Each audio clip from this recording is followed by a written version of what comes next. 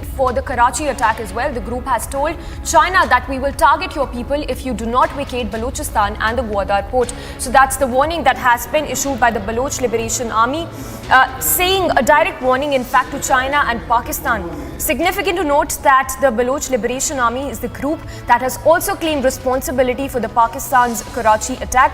The group has told China that they would target their people if they do not vacate Balochistan and the Gwadar port.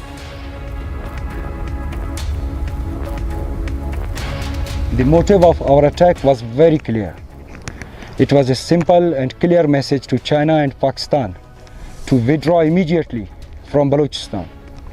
This warning to China and Pakistan was also given by our leader, General Aslam Baloch, but China failed to pay heed.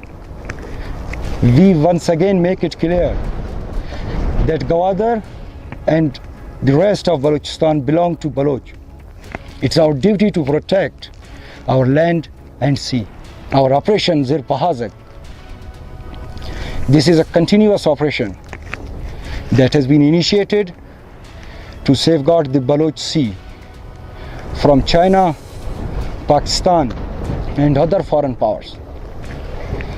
China, you came here without our consent, supported our enemies, helped Pakistani military in wiping our villages. But now it's our turn. Baloch Liberation Army guarantees you that CPAC will fail miserably on Baloch land. Majid Brigade comprises of a large number of volunteers who are ready to sacrifice themselves to protect our land. A special unit in Majid Brigade has been formed, particularly to attack Chinese officials and its installations in Balochistan. President Xi Jinping, you still have time to quit Balochistan, or you will witness a retaliation from Baloch sons and daughters that you will never forget.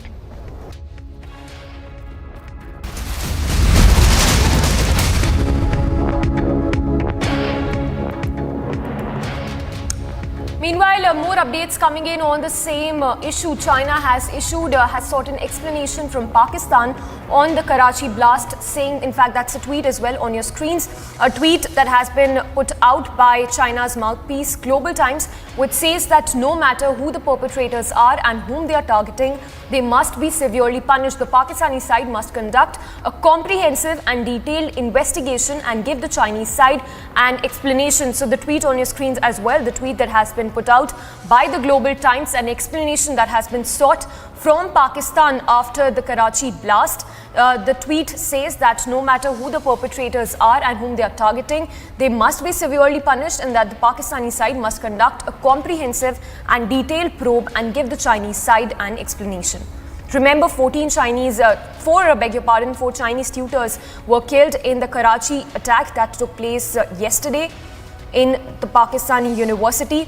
In fact, let's listen in to the bite again, where the Balochistan Liberation Army has issued a direct warning to China and Pakistan.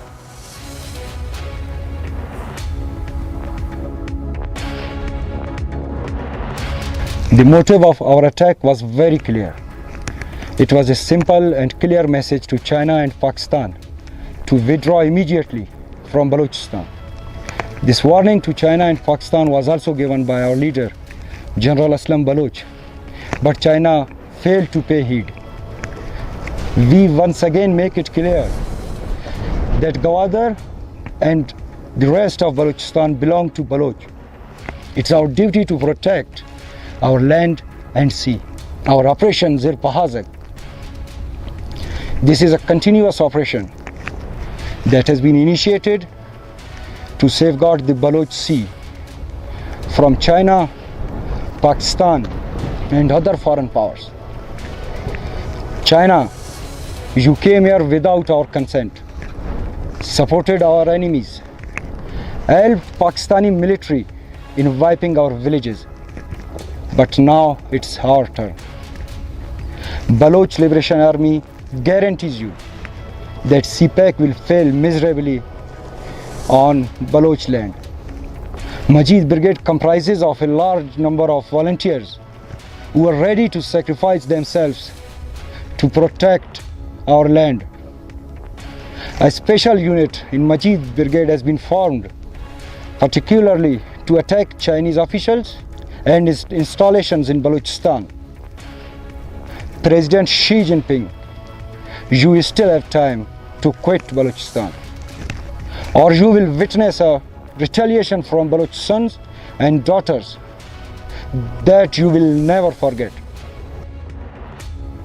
And that was the Baloch Liberation Army that has sought an explanation. It has in fact warned China as well as Pakistan. In fact, in the latest, what we know is that China has also demanded an explanation from Pakistan over the attack that took place yesterday, and also saying that they demand a thorough probe into this incident. Stay tuned to Republic. We'll get you more news breaks on the other side.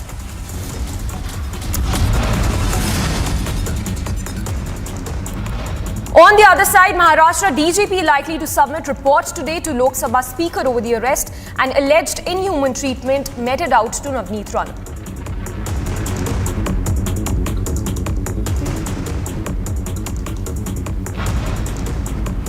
And COVID spike in the national capital, over 1,200 new cases reported in the last 24 hours.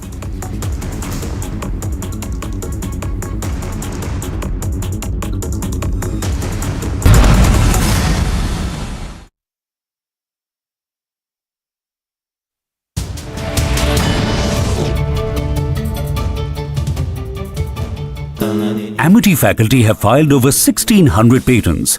Yet another reason why Amity has been conferred with the National Intellectual Property Award by Government of India for being the top Indian academic institution for patents and commercialization.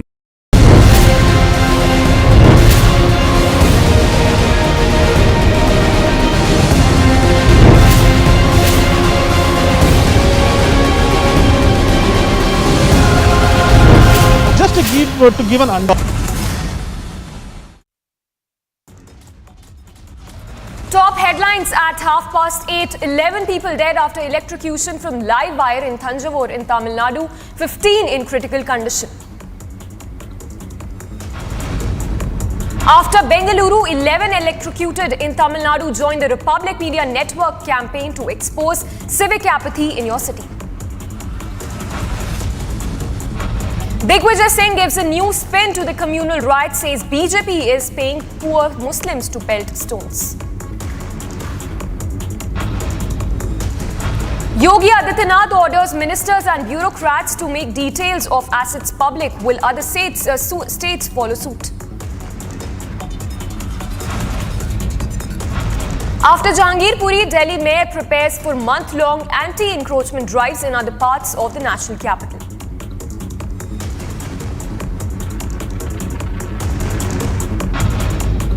As 4 states prepare to speed up process for UCC, AIPLB warns the Modi government over its implementation.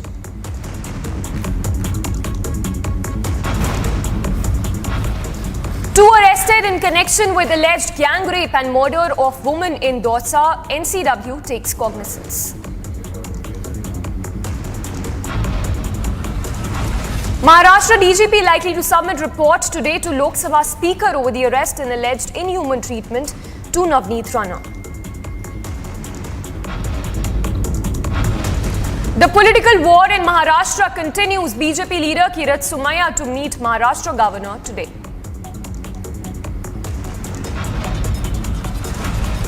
COVID spike in the national capital. Over 1,200 new cases reported in the last 24 hours.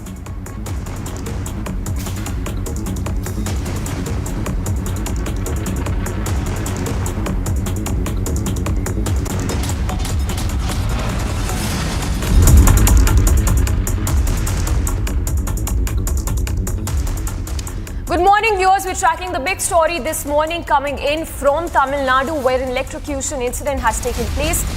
In fact, the Chief Minister Stalin is set to visit Thanjavur this after. The Chief Minister's office also announced a compensation of 5 lakh rupees to all those who lost their lives in the electrocution tragedy that took place in Thanjavur. Those are the visuals on your screens as well. 11 electrocuted in Kaliamedu in Thanjavur in Tamil Nadu. Remember, as many as 11 11 persons were electrocuted during a temple chariot procession in the district when it came in contact with a high-tension transmission light. The deceased also include children. The tragic incident occurred early yesterday at nearby Kalimedu when the upper village temple chariot procession was underway. We have Pragatish live who's reporting from Chennai. Pragadish, very shocking incident coming to light from Tamil Nadu's Thanjavur. First up, if you could give us details of how this tragedy really happened. And now we are also learning that a compensation has also been announced by the state government. Yes. So the incident happened yesterday night when this is a yearly annual happens in Thanjavur. This is when a chariot is taken around the village. It's a famous temple. It's known for its temples in Tamil Nadu. So what happened was the chariot was being taken around a curve, and there were two wires there, high tension, and there's another normal one. The electricity board had apparently turned off the less dangerous one, but they weren't aware that the chariot was going to take a particular turn there, and it apparently lost control. That's what the police officers investigating the issue have so far said. The chariot lost control and it crashed into the high tension live wire, and 10 people were killed on the spot, and 11 people were killed on the spot, and there's 10 others who have been admitted into the Tanja Medical College Hospital, a government hospital there, out of whom six are still in a very critical condition. The police are still investigating the case.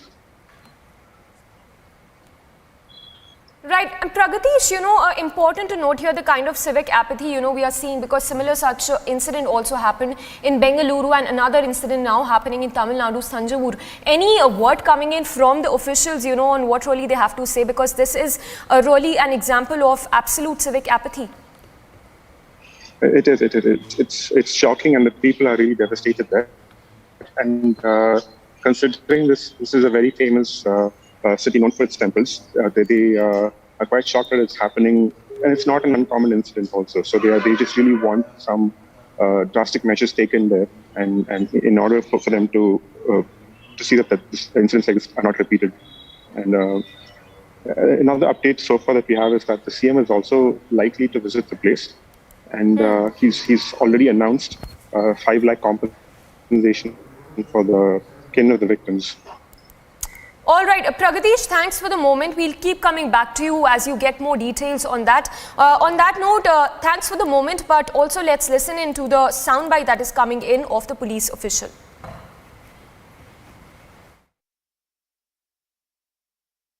ஏற்கனவே இது வந்து high tension wire ரோட்டுக்கு ஓரமாக இருக்குது.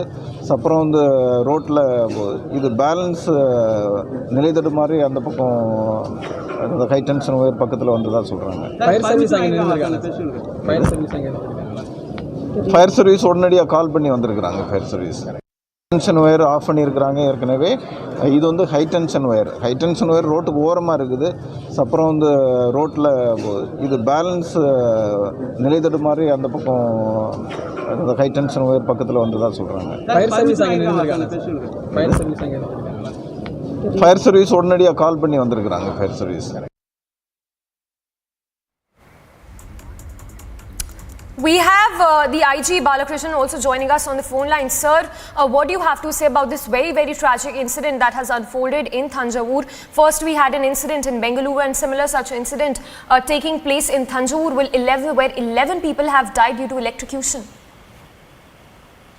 Yeah, early morning at around 3 o'clock, this incident took place wherein the chariot was taken on procession in the temple by name Upper Sami temple.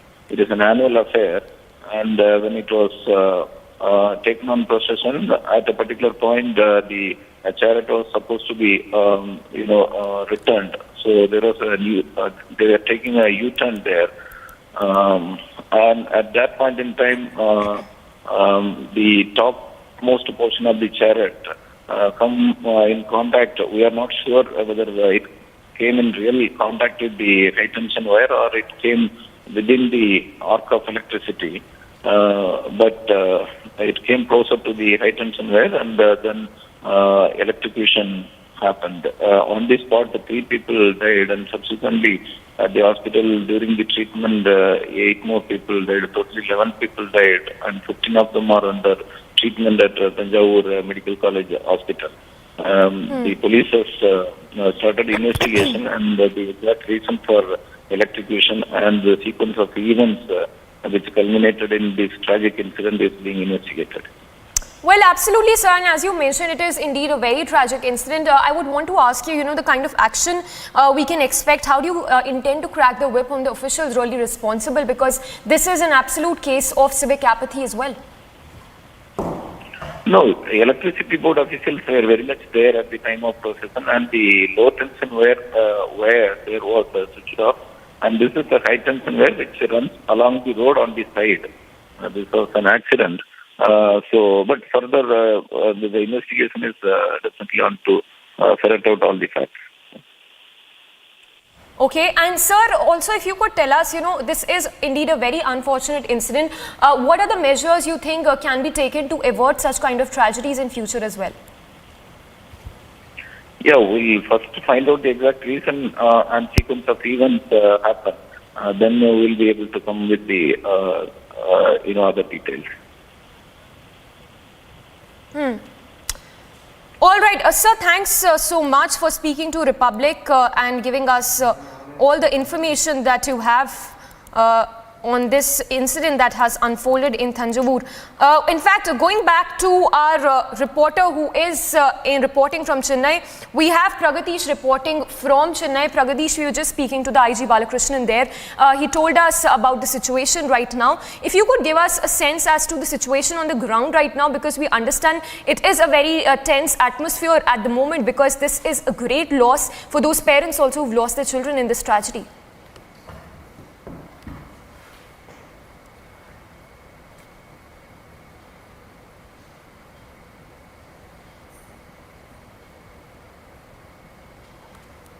Pragadish, if you can hear us, help us understand the situation on the ground right now. What is the situation on the ground, as well as, it's a loss that cannot be, compensated in any way for the parents who have lost their children in this incident?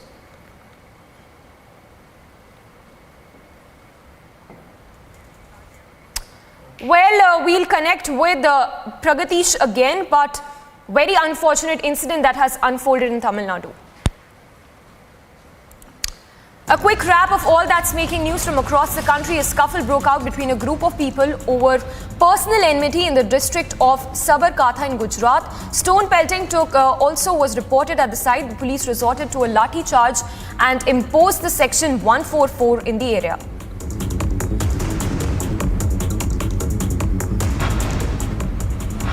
A school in Tamil Nadu's Chengam came under the radar of Education Department after a video of students being hit and forced to dance by seniors surfaced on social media went viral. The students could be seen in the video dancing on desks while one of them was being slapped by another student. The students were also seen using their notebooks to fan the seniors.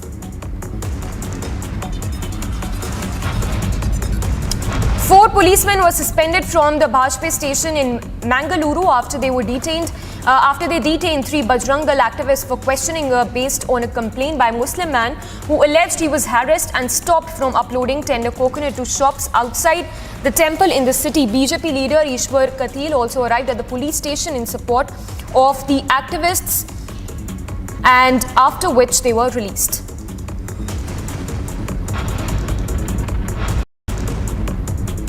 Tamil Nadu Chief Minister M.K. Stalin commented on the state governor's perspective on the anti-NEET bill. With regard to the governor accepting the bill, he commented that his only job was to pass the bill to the president like a postman. A furniture trader from Coimbatore, believed to have had easy access to the Kodinad estate bungalow of former Chief Minister Jayalalitha during her lifetime, was questioned by a special investigative team of Tamil Nadu Police. The investigation was carried out in connection with the heist and murder of a security guard carried out in the former Chief Minister's residence.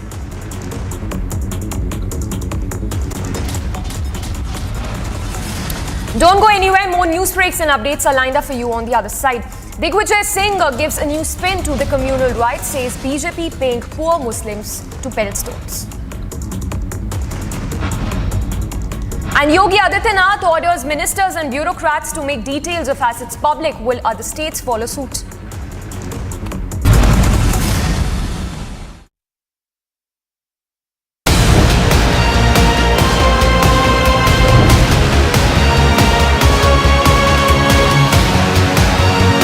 This is the area where this encounter took place. 2 terrorists were killed. Security forces found the shoes that was being worn by one of the terrorists that had a clear marking of made in Poland, and these were the same shoes that were used by US allied forces in Afghanistan.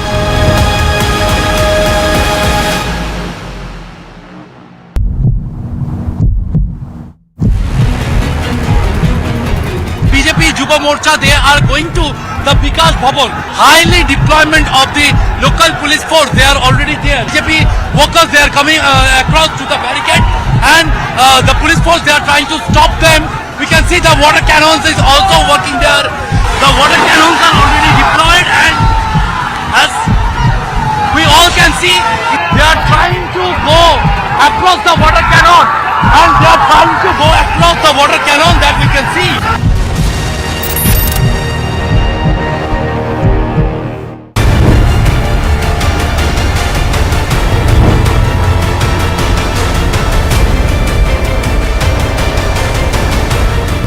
Mumbai police commissioner किस प्रकार की forgery और cheating कर सकते हैं, इसका best नमूना आज जनता के सामने आ गया. Now we have Kirat Somaiya saying that the Mumbai police is working at the behest of the Maharashtra government. So very serious allegations there.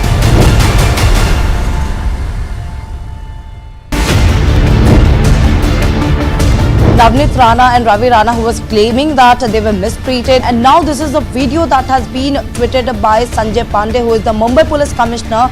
Clearly we can see that Navneet Rana and Ravi Rana has been sitting in the police station and they are having tea. So we can clearly say that this is a video war between Ranas and Mumbai Cop.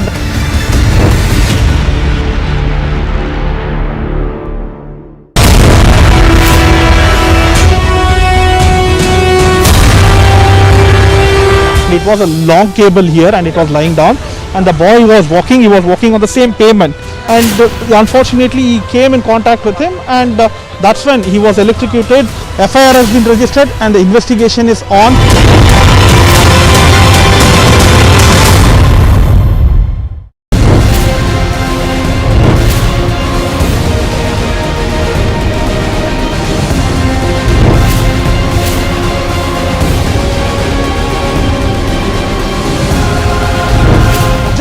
To give an understanding of this illegal encroachment of all this optical fiber connection, you can just see over there the bundle of cable which is being put on the tree, which is illegal.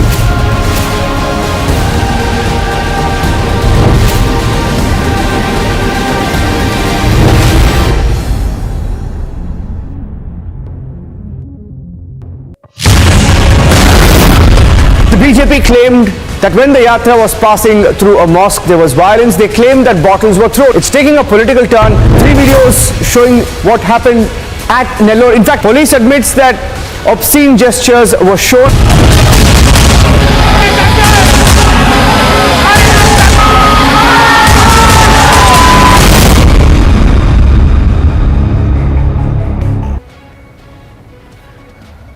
The world's wealthiest person now owns what he calls the world's largest. A 22-year-old young man dies in Bengaluru. He gets electrocuted by an optical fiber that is in touch with an electric wire. And it happens when he's coming back from work. The wire is hanging over the footpath. And no, this death is not a national headline. Because in India, people die all the time out of apathy. We take it as the whole part of the cycle of living in India. The risks attached with living in India. When a young man, barely out of his teens, dies of electrocution on a footpath, where is the outrage? What do I see instead? All I see is passing of the buck.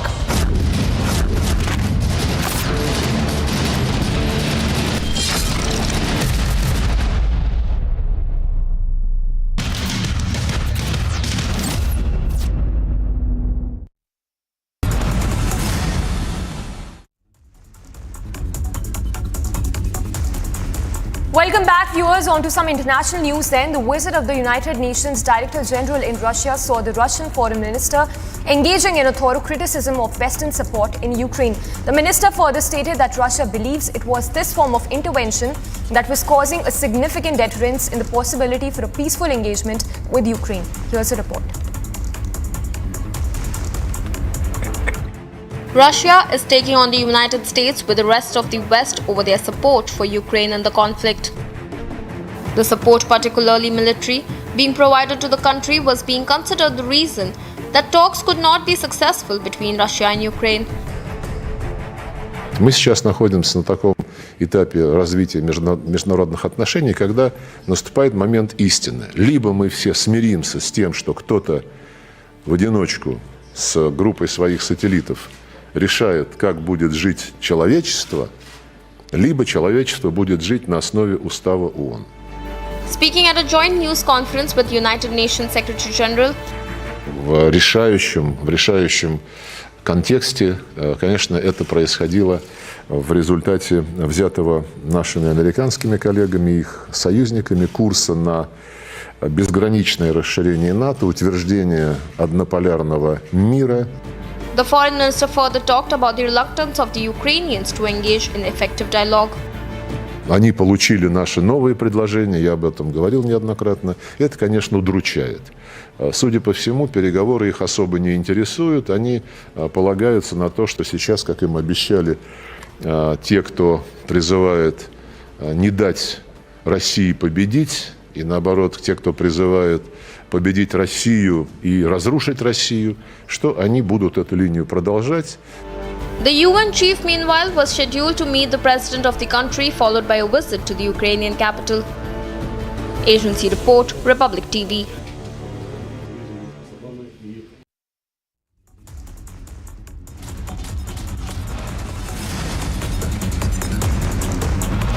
On the other side, Maharashtra DGP likely to submit report today to Lok Sabha Speaker over the arrest and alleged inhuman treatment to Navneet Rana.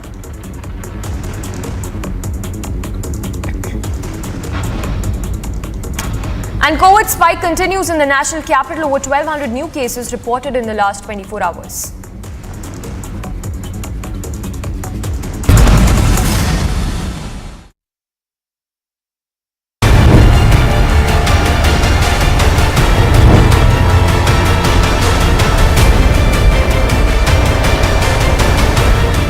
Mumbai police commissioner किस प्रकार की forgery और cheating कर सकते हैं, इसका best नमूना आज जनता के सामने आ गया.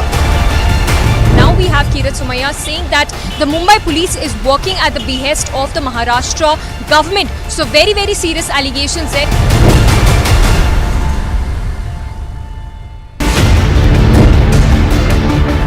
Navneet Rana and Ravi Rana, who was claiming that they were mistreated, and now this is a video that has been tweeted by Sanjay Pandey, who is the Mumbai Police Commissioner. Clearly we can see that Navneet Rana and Ravi Rana has been sitting in the police station and they are having tea. So we can clearly say that this is a video war between Ranas and Mumbai Cop.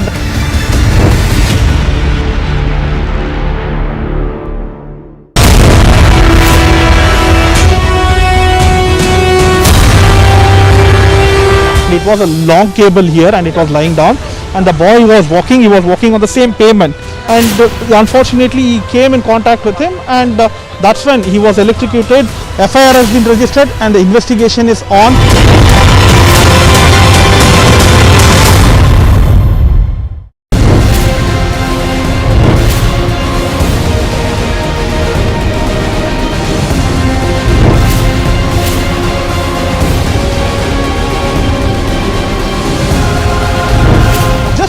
To give an understanding of this illegal encroachment of all this optical fiber connection, you can just see over there the bundle of cable which is being put on the tree, which is illegal.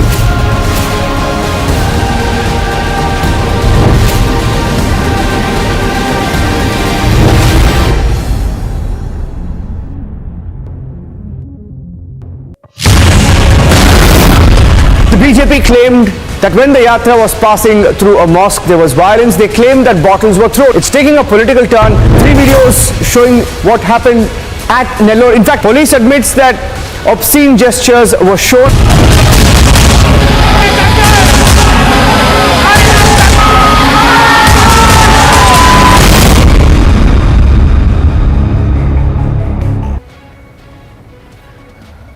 The world's wealthiest person now owns what he calls the world's largest town square. Elon Musk has reached a $44 billion deal to purchase Twitter, the microblogging platform for which he had offered a 50% premium on its prevailing share price for $54.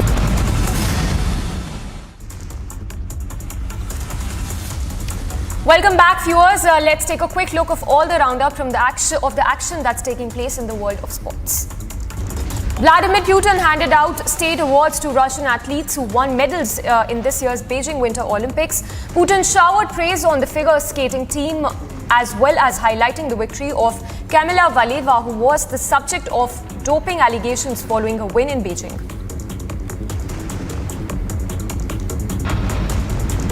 The under-pressure Chennai Super Kings may not be able to utilize their senior pro Moeen Ali for a few more upcoming games due to an ankle injury, but head coach Stephen Fleming is hopeful that the England all-rounder would make a quick recovery in a week's time.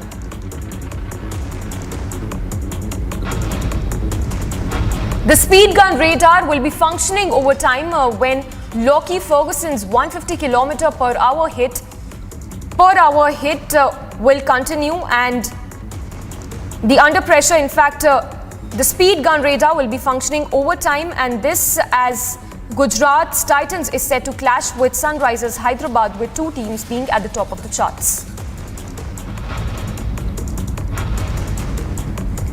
Kevin Painston, who backed Joas Butler to continue his stellar show in the IPL as he praised the cricketer in yesterday's match against the Royal Challengers Bangalore, he added that some of the shots the cricketer played were unbelievable.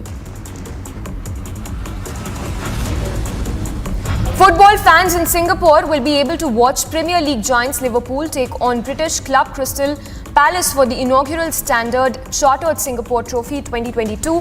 The opening ceremony of the championship was attended by, as the launch was attended by Liverpool FC legend Jason McAteer and Crystal Palace FC legend Andre Moritz. A very short break. On the other side, after Bengaluru, 11 electrocuted in Tamil Nadu, join the Republic Media Network campaign to expose civic apathy in your city.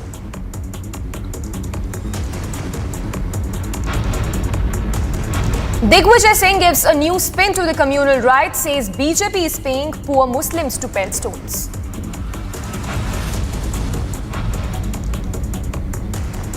Two arrested in connection with the alleged gang rape and murder of a woman in Dausa. NCW takes cognizance.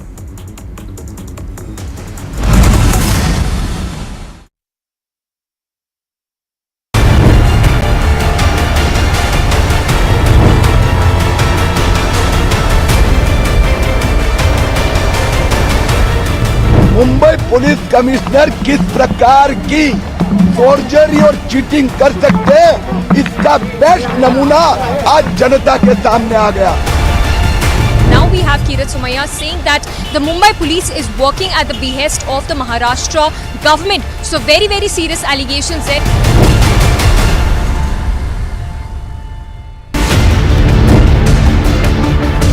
Navneet Rana and Ravi Rana, who was claiming that they were mistreated, and now this is a video that has been tweeted by Sanjay Pandey, who is the Mumbai Police Commissioner. Clearly we can see that Navneet Rana and Ravi Rana has been sitting in the police station and they are having tea. So we can clearly say that this is a video war between Ranas and Mumbai Cop.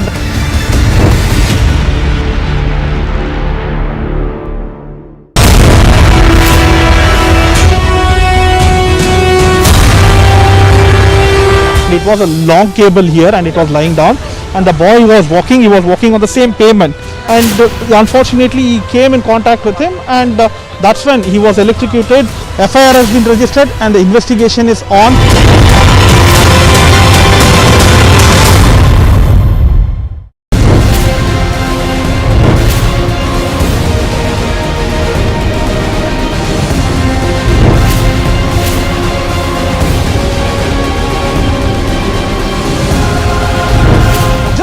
to give an understanding of this illegal encroachment of all this optical fiber connection, you can just see over there the bundle of cable which is being put on the tree, which is illegal.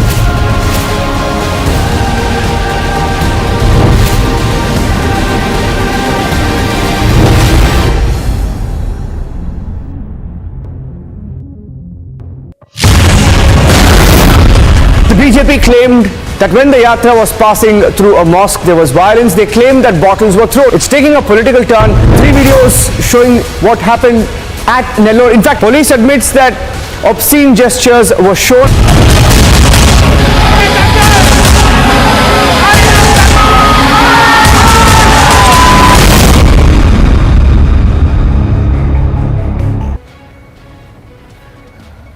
The world's wealthiest person now owns what he calls the world's largest town square. Elon Musk has reached a $44 billion deal to purchase Twitter, the microblogging platform for which he had offered a 50% premium on its prevailing share price for $54 a share. Now, the numbers don't really matter to us sitting here.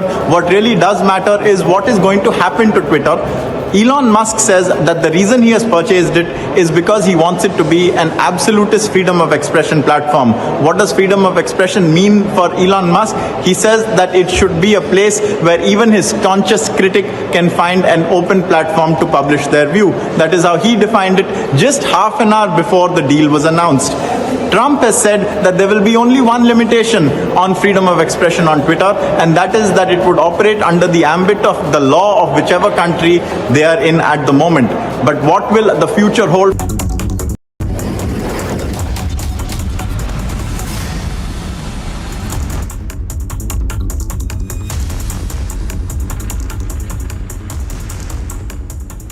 Good morning and welcome. You are watching Rise at 9 on Republic TV. I'm Nupur Talwar Suri. We begin with the headlines. 11 people are dead after electrocution from live wire in Thanjavur in Tamil Nadu. 15 are in critical condition.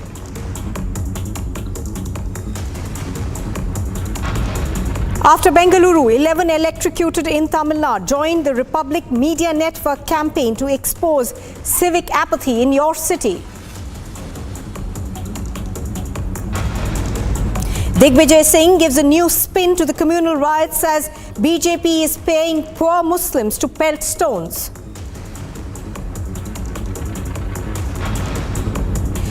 Yogi Adityanath orders ministers and bureaucrats to make details of assets public. Will other states follow suit? After Jahangir Puri, Delhi Mayor prepares for a month-long anti-encroachment drive in other parts of the national capital.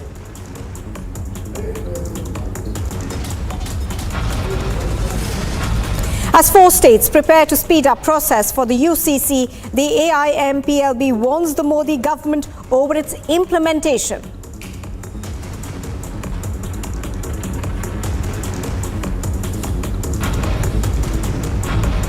Two arrested in connection with the alleged gang rape and murder of a woman in Dhosa. The NCW takes cognizance. Maharashtra DGP is likely to submit a report today to the Lok Sabha Speaker over the arrest and alleged inhumane treatment of Navneet Rana.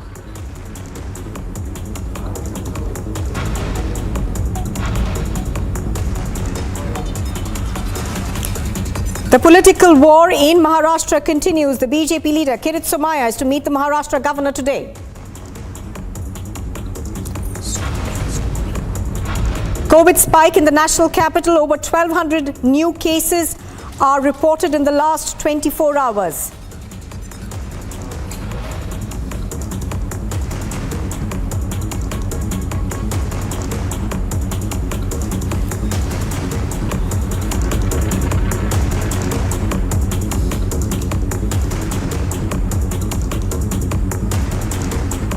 Now, our big story this morning, the senior Congress party leader Digvijay Singh, the former chief minister of Madhya Pradesh, known to create and stir controversy, has once again done so. Now, this time he's made a comment according to which he says that the BJP is paying money to poor people to create a ruckus.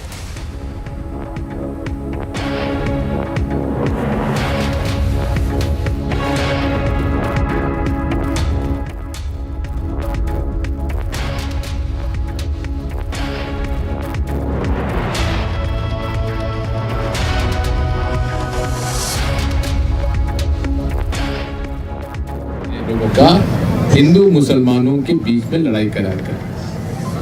मेरे पास ऐसी शिकायतें आ रही, मैंने उसकी जांच नहीं की है, कि कुछ गरीब मुसलमान लड़कों को पैसा देकर खुद ही पत्थर फेंकवाते हैं भाजपा के लोग।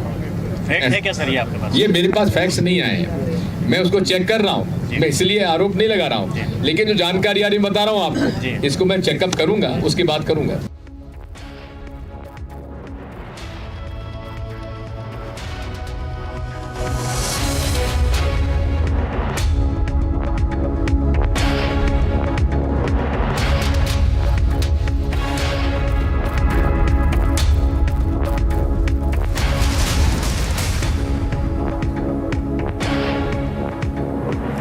In fact, now comments are coming in to the remarks that were made by Digvijay Singh. We also have MP Minister Vishwas Sarang, who has now responded to it.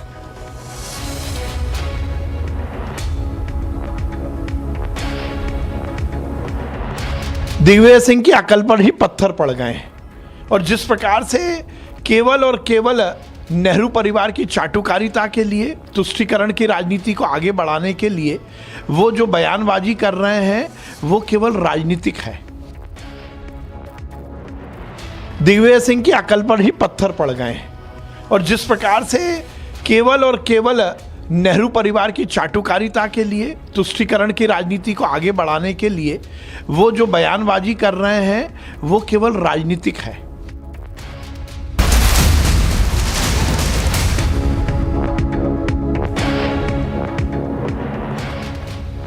Well, in fact, Digvijay Singh's comment has essentially drawn very sharp reactions from the BJP. We understand that they have come down heavily on Digvijay Singh over his comment. Just to remind our viewers of what this comment essentially was, he said that the BJP is paying money to poor Muslim boys to pelt stones. Now, this has drawn severe reactions, but Digvijay Singh, of course, is known to wade into controversy and has been making controversial remarks time and again. But let's listen into those comments that are coming in from the BJP now.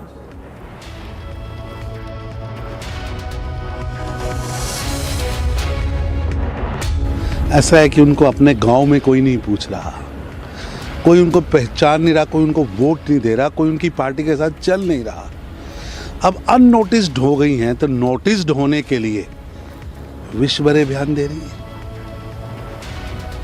अपना आधार खो चुके लोग किस तरह प्रश्न उठाकर अपनी खोई जमीन चाहते हैं, महबूबा जी ये अब चलने वाला नहीं है।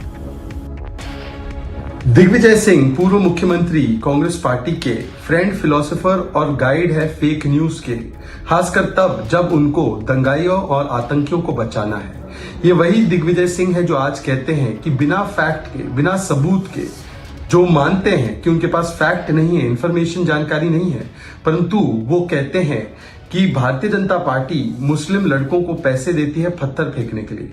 ये इसी प्रकार से उन्होंने बिना फैक्ट और सबूत के ये कहा था कि 26/11 पाकिस्तान ने नहीं, अजमल कसाब ने नहीं, बल्कि ये आरएसएस और हिंदुओं की साजिश है। ये बिना फैक्ट और सबूत के कांग्रेस पार्टी और दिग्विजय सिंह ने ही कहा था कि हिंदू आतंकी होते हैं, हिंदू टेरर होता है। Well, Shahzad Poonawalla over there reacting to the comment that's come in from Digvijay Singh. This obviously is going to create more controversy. We'll have to wait and watch for how that pans out. But here's a look at some news in brief now. A scuffle broke out between a group of people over personal enmity in the district of Sabrakatha in Gujarat. Stone pelting was reported at the site. Now the police resorted to a lathi charge and imposed Section 144 in the area. A school in Tamil Nadu, Chengam, came under the radar of the Education Department after a video of students being hit and forced to dance by seniors surfaced on the social media and went viral. Students could be seen in the video dancing on desks while one of them was being slapped by another student. The students were also seen using their notebooks to fan the seniors. 4 policemen were suspended from the Bajpayee station in Bengaluru after they were detained. 3 Bajrang Dal activists for question based on a complaint by a Muslim man who alleged that he was harassed and stopped from unloading tender coconut to shops outside a temple in the city. The BJP leader Ishwar Katil has arrived at the police station in support of activists, after which they were released.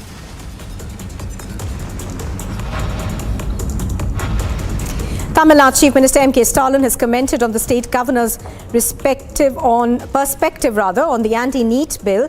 With regards to the governor accepting the bill, he commented that his only job was to pass the bill to the president like a postman. A furniture trader from Coimbatore, believed to have had easy access to the Kodanand estate bungalow of the former Chief Minister J. Jayalalitha during her lifetime, was questioned by a special investigative team of the Tamil Nadu police. Now, the investigation was carried out in connection with the heist and murder of the security guard carried out in the former Chief Minister's residence.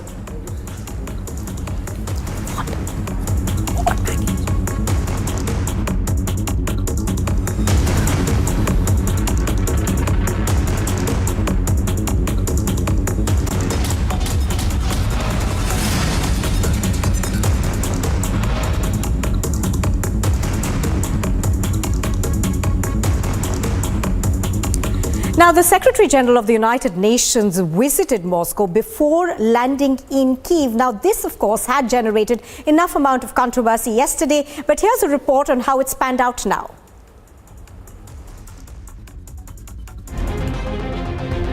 The Secretary General of the United Nations visited the Russian capital Moscow for a meet with Russian officials, including President Vladimir Putin.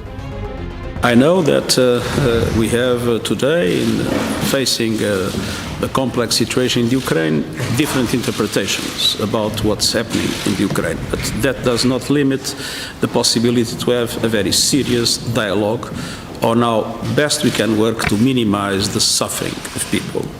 On the other hand, we are extremely interested in finding ways in order to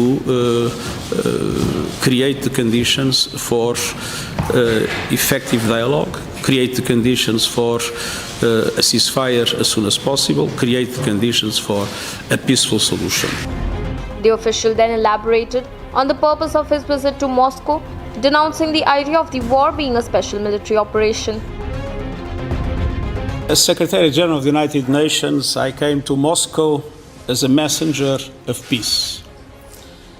My objective and my agenda is strictly linked to save lives and to reduce suffering.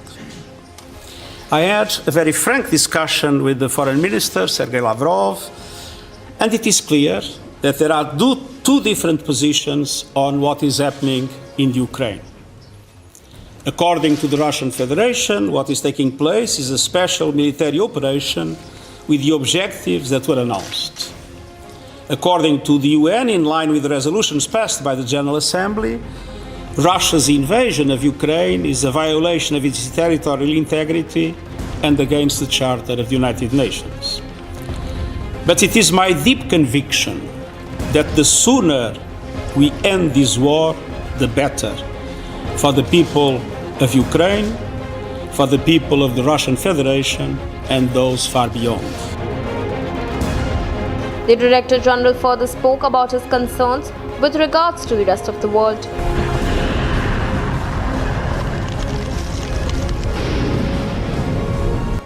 And this is not just about what is happening in Ukraine, as we are seeing shockwaves around the world. The dramatic acceleration of the increase of the prices for food and energy that was already taking place in the last year are causing enormous suffering to hundreds of millions of the most vulnerable people worldwide. And this comes on top of the shock of the continued COVID-19 pandemic and the uneven access to resources for recovery that particularly penalize developing countries around the world. As a realization of the concerns put forward by the Director General, prices of energy resources as well as products related to the energy resources are seeing a steady rise in the recent days, with amenities such as petrol and cooking oil becoming expensive by the day. Agency report for Republic TV. Now, these pictures that you see over here are of the massive military parade that was held in Pyongyang. And it is here that the leader of the country said that he will continue to develop nuclear weapons as a deterrent. Here's more.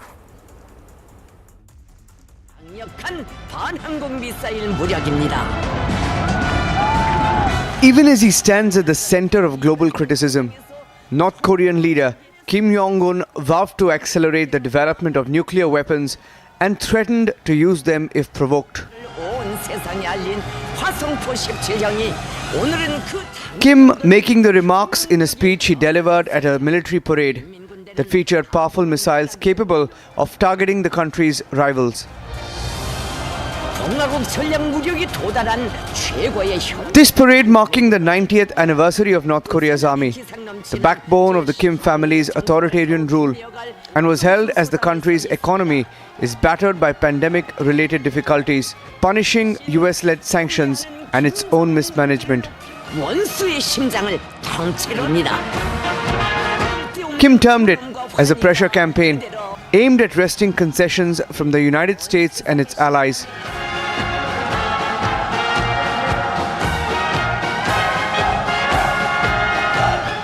The North Korean state television showed Kim in this video, dressed in a white military ceremonial coat, smiling and waving from a balcony with his wife and top deputies in response to roaring cheers from thousands of troops and spectators. Fireworks lit up the night sky and illuminated drones formed the country's flag.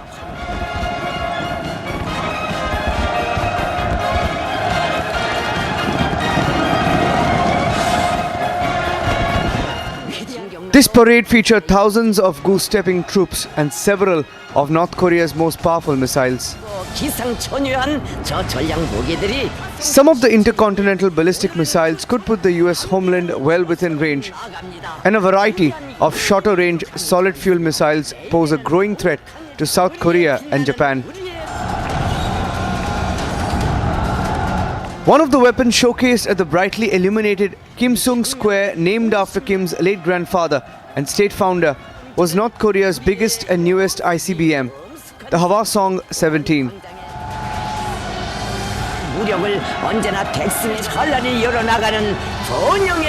North Korea claimed to have test-fired that missile successfully last month, but South Korea concluded the launch was of a smaller Hwasong 15 and that a launch of the Hwasong 17 had failed. The official Korean Central News Agency said spectators at the parade raised loud cheers when they saw the Hwasong 17, which it said showed the absolute power of self-reliance, Korea, and the strategic position of its republic to the world.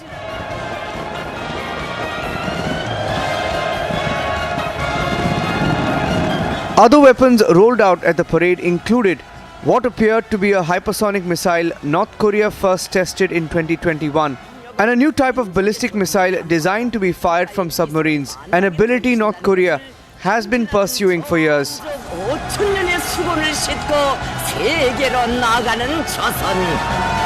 Kim's aggressive military push could also be motivated by domestic politics, since he doesn't otherwise have significant accomplishments to show to his people as he marks a decade in power.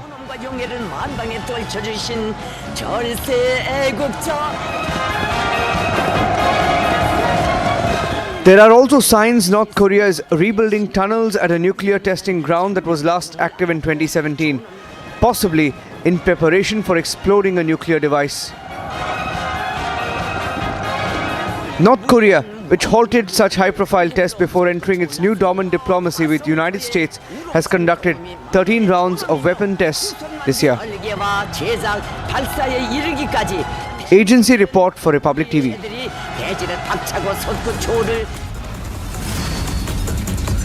Well, you can see a massive fire at the Basavla landfills in the national capital. You can see the visuals which my camera person Yashpal is showing you.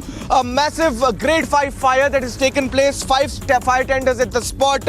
We are tracking this story along with others. Stay tuned to Republic Media Network for more updates from the ground and from every nook and corner of the story.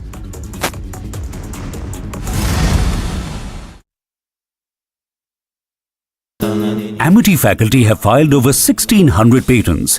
Yet another reason why Amity has been conferred with the National Intellectual Property Award by Government of India for being the top Indian academic institution for patents and commercialization. Good evening and welcome. A 22-year-old young man dies In Bengaluru, he gets electrocuted by an optical fiber that is in touch with an electric wire. And it happens when he's coming back from work. He's just 22 years old. The wire is hanging over the footpath. It happens on Monday. And no, this death, killed by apathy, is not a national headline. The reason for it not being a big news story in a country like India is because in India, people die all the time out of apathy. In 2006, I had mounted a massive campaign to save the life of a 6-year-old boy called Prince who had fallen into an open manhole. Some of you may remember that case. That manhole being left open became a symbol of apathy, government apathy. And the whole country came together, and at that time I remember we embarrassed the authorities so much for that apathy that politicians, bureaucrats, everyone was forced to come together and act for Prince. But 17 years have passed. And the fact is that we as a country 16, 17 years later still don't care enough. Human life does not matter in India. If people die because of apathy, we take it as the whole part of the cycle of living in India. The risks attached with living in India. We philosophize, ladies and gentlemen. We philosophize about how we in India live dangerously all the time. We know that anytime any one of us can be victims of apathy as well.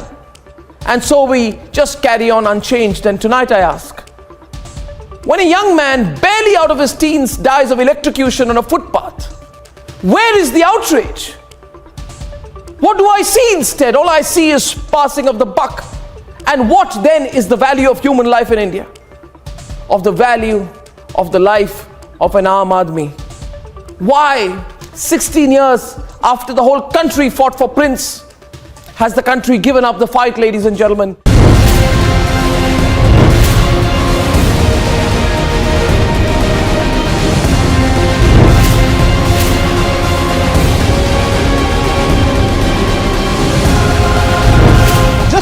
To give an understanding of this illegal encroachment of all this optical fiber connection, you can just see over there the bundle of cable which is being put on the tree, which is illegal.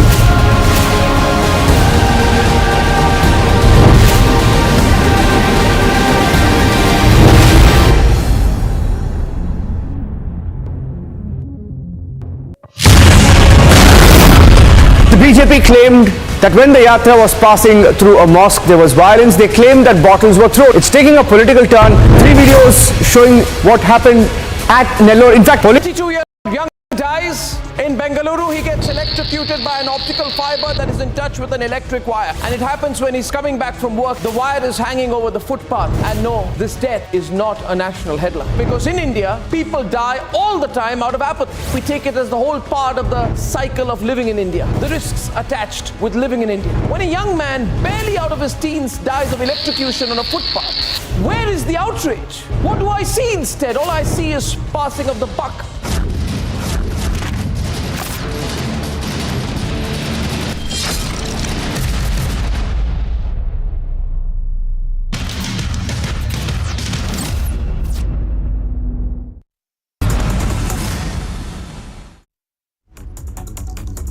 Welcome back. Now, a massive fire broke out in a landfill site in North Delhi. 10 fire tenders were rushed to the spot to douse the flames, and what we understand is that plumes of smoke are still coming out of the landfill site.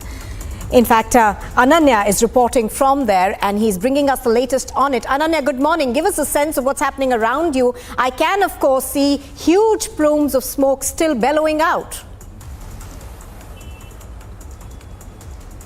Well, yes, Nupur, I'll ask my camera person Yashpal to show you the visuals.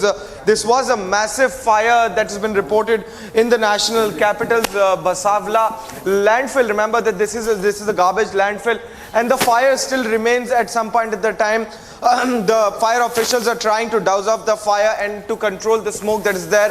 A total of fire tenders were rushed, 10 fire tenders in fact were rushed to the spot when this whole category 7 fire was actually reported from the fire department. However, since it's a landfill, there's no loss of life that has been reported into this whole area, Nupur, but The flames are massive. The flames were massive. The fire department took control of the situation. However, still you can still see plumes of smoke and a little fire on various spots in this landfill. And though there is no injuries into the whole incident, but then the fumes of smoke comes out with toxic gases because it's a landfill, and that might pollute the air in the national capital. And remember,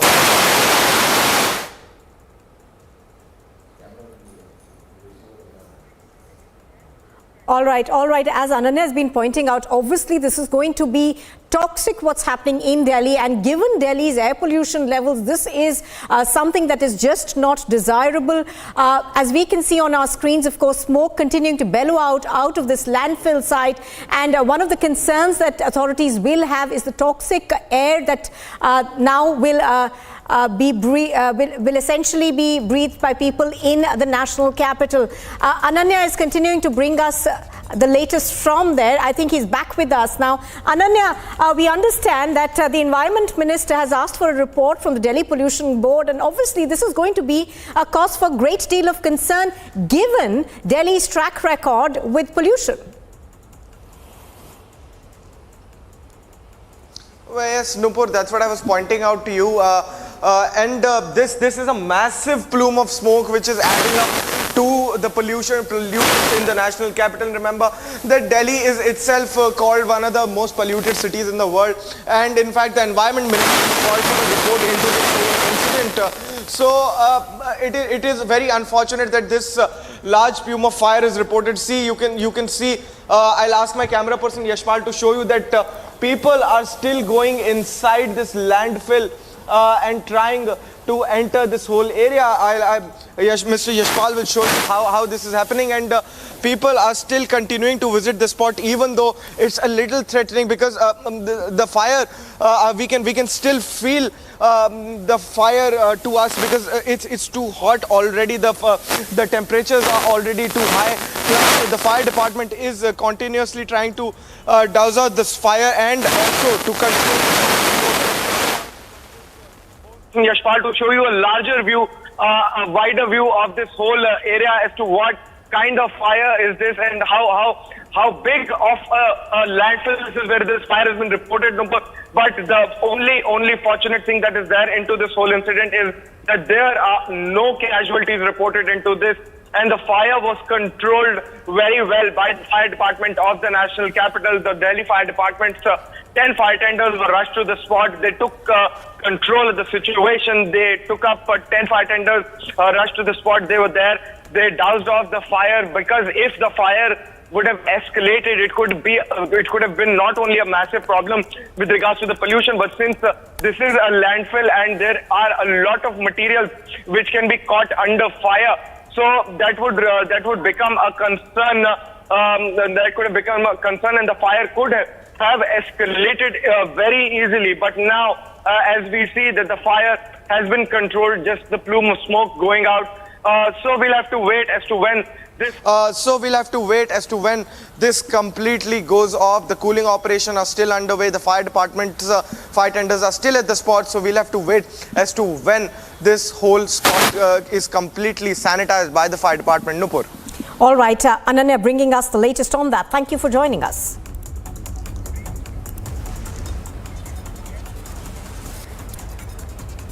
And here's a look at some international news in brief now. Police in the Moldovan separatist region of Transnistria say that two explosions took place in the morning in a radio facility close to the Ukrainian border and knocked out two powerful antennas out of service. According to the region's interior ministry, the incident occurred in a small town of Mayak, which is roughly 12 kilometers west of the border with Ukraine. NASA's administrator Bill Nelson has said that the United States was entering a golden era of space exploration. Nelson held a media briefing ahead of the Crew 4 launch. SpaceX Crew 4 Crew Dragon is the fourth NASA commercial crew operational flight developed by the country.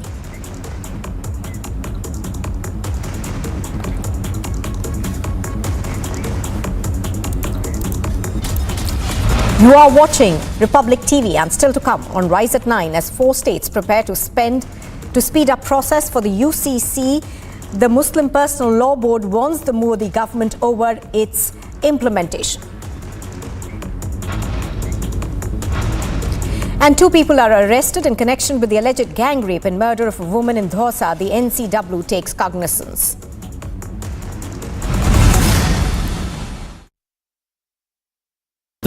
Amity faculty have filed over 1,600 patents.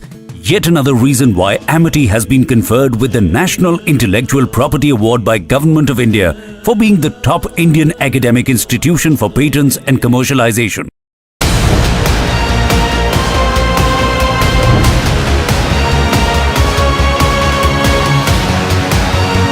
This is the area where this encounter took place. 2 terrorists were killed. Security forces found the shoes that was being worn by one of the terrorists that had a clear marking of made in Poland, and these were the same shoes that were used by US allied forces in Afghanistan.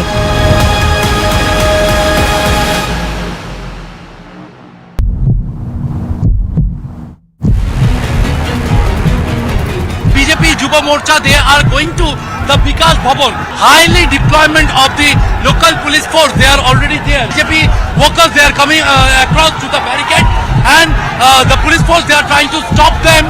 We can see the water cannons is also working there. The water cannons are already deployed, and as we all can see, they are trying to go across the water cannon, and they are trying to go across the water cannon that we can see.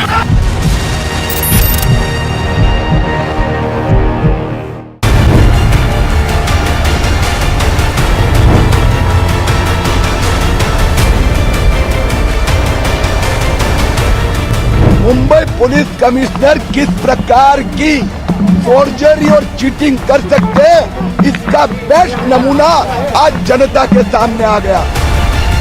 Now we have Kirat Somaiya saying that the Mumbai police is working at the behest of the Maharashtra government. So very, very serious allegations there.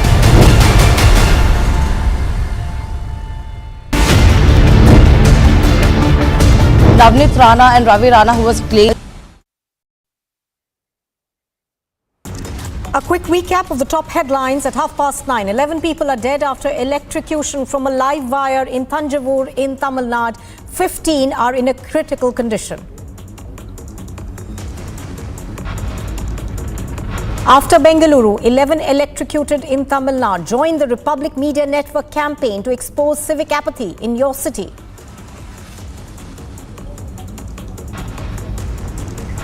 Digvijay Singh gives a new spin to the communal riots as the BJP is paying poor Muslims to pelt stones.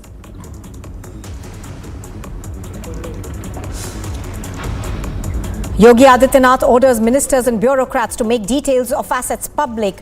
Will other states follow suit?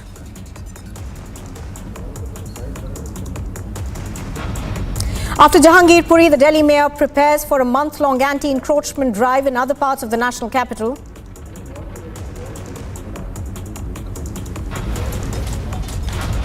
As 4 states prepare to speed up the process of the Uniform Civil Code, the Muslim Personal Law Board warns the Modi government over its implementation.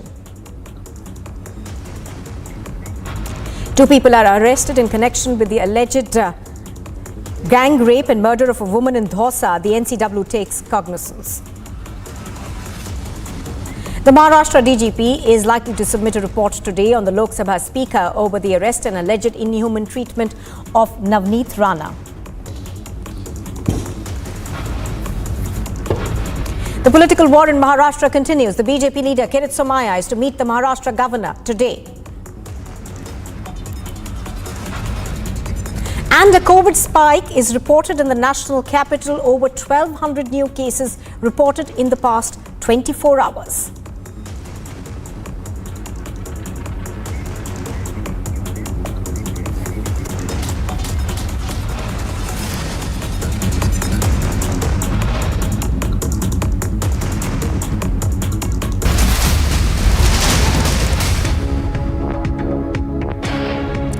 Now, Now, the Prime Minister's office has just tweeted on the Thanjavur tragedy. It says that 2 lakh rupees each from the Prime Minister's relief fund will be given to the next of kin of those who have lost their lives due to the mishap in Thanjavur in Tamil Nadu. Now, the injured will also be given 50,000 rupees as compensation.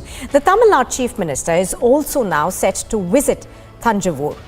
But visuals of the tweet that we are getting from the Prime Minister right now on air. The Prime Minister over there saying that he's deeply pained by the mishap in Thanjavur, Tamil Nadu. My thoughts are with the bereaved families at this hour of grief. I hope those injured will recover soon. We understand that the Prime Minister's office will also be releasing relief worth 2 lakh rupees to all those who've, to the next of kin of all those who've passed away in this tragedy, and 50,000 rupees to those who've been injured. Now, as many as 11 people were electrocuted during a temple chariot procession in the district when it came in contact with a high-tension transmission line. The police, of course, say they are still investigating. The deceased include 3 children. The tragic incident occurred earlier yesterday at Kalimedu, where the apart temple chariot procession was underway. The temple car was negotiating a turn and faced some obstacle before being reversed when it came in contact with the overhead transmission line, according to the police. Now, the people standing on the chariot were thrown out in impact. Let's in fact listen into what the police are saying in terms of the investigation. Off பண்ணியிருக்கிறாங்க ஏற்கனவே. இது வந்து high tension wire ரோட்டுக்கு ஓரமாக இருக்குது. அப்புறம் வந்து ரோட்டில் இது பேலன்ஸ் நிலை தடுமாறி அந்த பக்கம் அந்த ஹை டென்ஷன் ஒயர் பக்கத்தில் வந்ததாக சொல்கிறாங்க. ஃபயர் சர்வீஸ் உடனடியாக கால் பண்ணி வந்திருக்கிறாங்க fire service. All right, Pragadish is reporting on this. He's bringing us the latest. Pragadish, good morning. We understand that the Chief Minister will be visiting today, but also give us a sense of the investigations. Yes, Nicole. The IG has spoken to us, and he said that there were 2 wires in the road. One was the high tension wire, and the other was the low tension wire. And the electricity board officials had turned off the low tension wire, but did not turn off the high tension wire. And this led to a tragedy that happened yesterday when a chariot had sort of swirled into a curve, and it lost control, and it crashed into the cable. And instantly 10 people were electrocuted on the spot. 11 people, and 15 others are apparently in the Jammu medical hospital undergoing treatment. Out of whom 6 are in really critical condition. Now, the CM is also Now, you know, what I wanted to ask you was, this is civic apathy at its worst. What is the state administration and the civic bodies telling you? Who's responsible for this absolute negligence? So the details of the investigation is still not entirely revealed to us, but they are saying that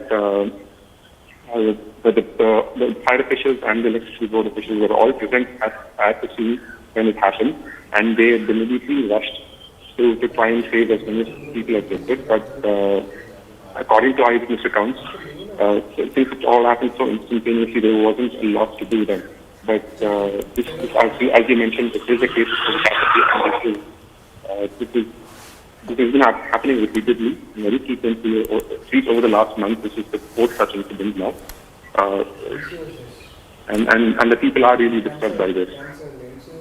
Oh yes, absolutely. Now, as you're pointing out, this is the 3rd such incident in the last 4 months. But apart from that, we understand that the Chief Minister will be visiting over there. The Prime Minister has also, expressed condolences. But other than that, what are people over there telling you? Is this something that, has shaken everybody up?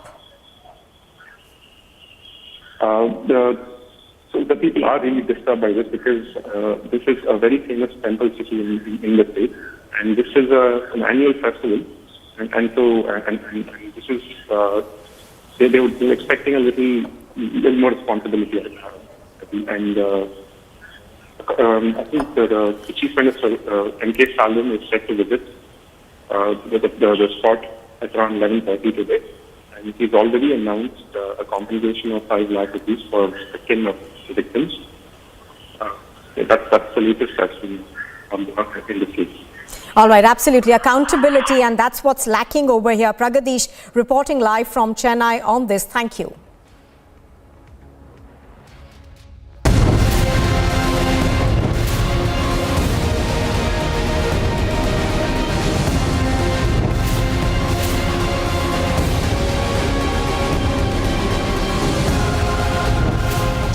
To give an understanding of this illegal encroachment of all this optical fiber connection, you can just see over there the bundle of cable which has been put on the tree, which is illegal.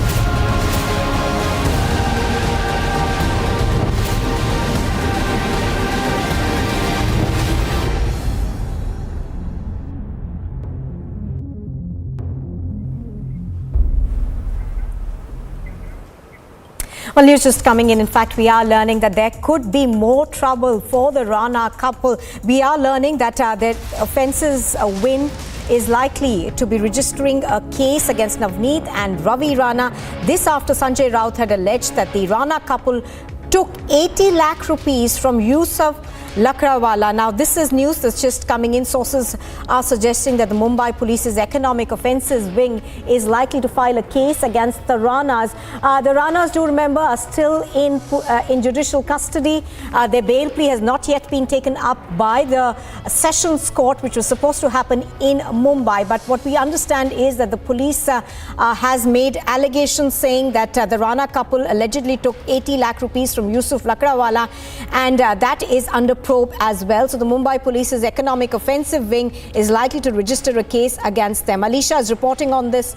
I think she's live with us now. Alicia, give us more details of what you are learning in terms of what the police are saying about this economic offence. All right, we're going to try and get Alicia in just a bit, but here's what we know so far. The sources in the Mumbai Police tell us that the Mumbai Police's Economic Offences Wing is likely to file another case against the Ranas. Navneet Rana and Ravi Rana, of course, continue to remain in judicial custody. Their bail plea has not yet been taken up. But this particular case that is being registered against them is over allegations that they took a certain amount of money, that's about 80 lakh rupees, from Yusuf Lakrawala. The Mumbai Police, of course, say that they will be investigating this further and are likely to soon register a case against Navneet Rana and Ravi Rana. There has been considerable trouble for the duo, the MLA MP duo, who are both in judicial custody so far. Of course, the trouble started after they said that they would go and recite the Hanuman Chalisa outside Matoshri. Thereafter, we have seen the police arrest them, and the charges against them include, of course, disturbing communal harmony in the state of Maharashtra. They have approached two courts for bail. One, of course, is the Bombay Holiday Court, and the other right now is the Sessions Court in Mumbai. But more trouble coming in for both of them.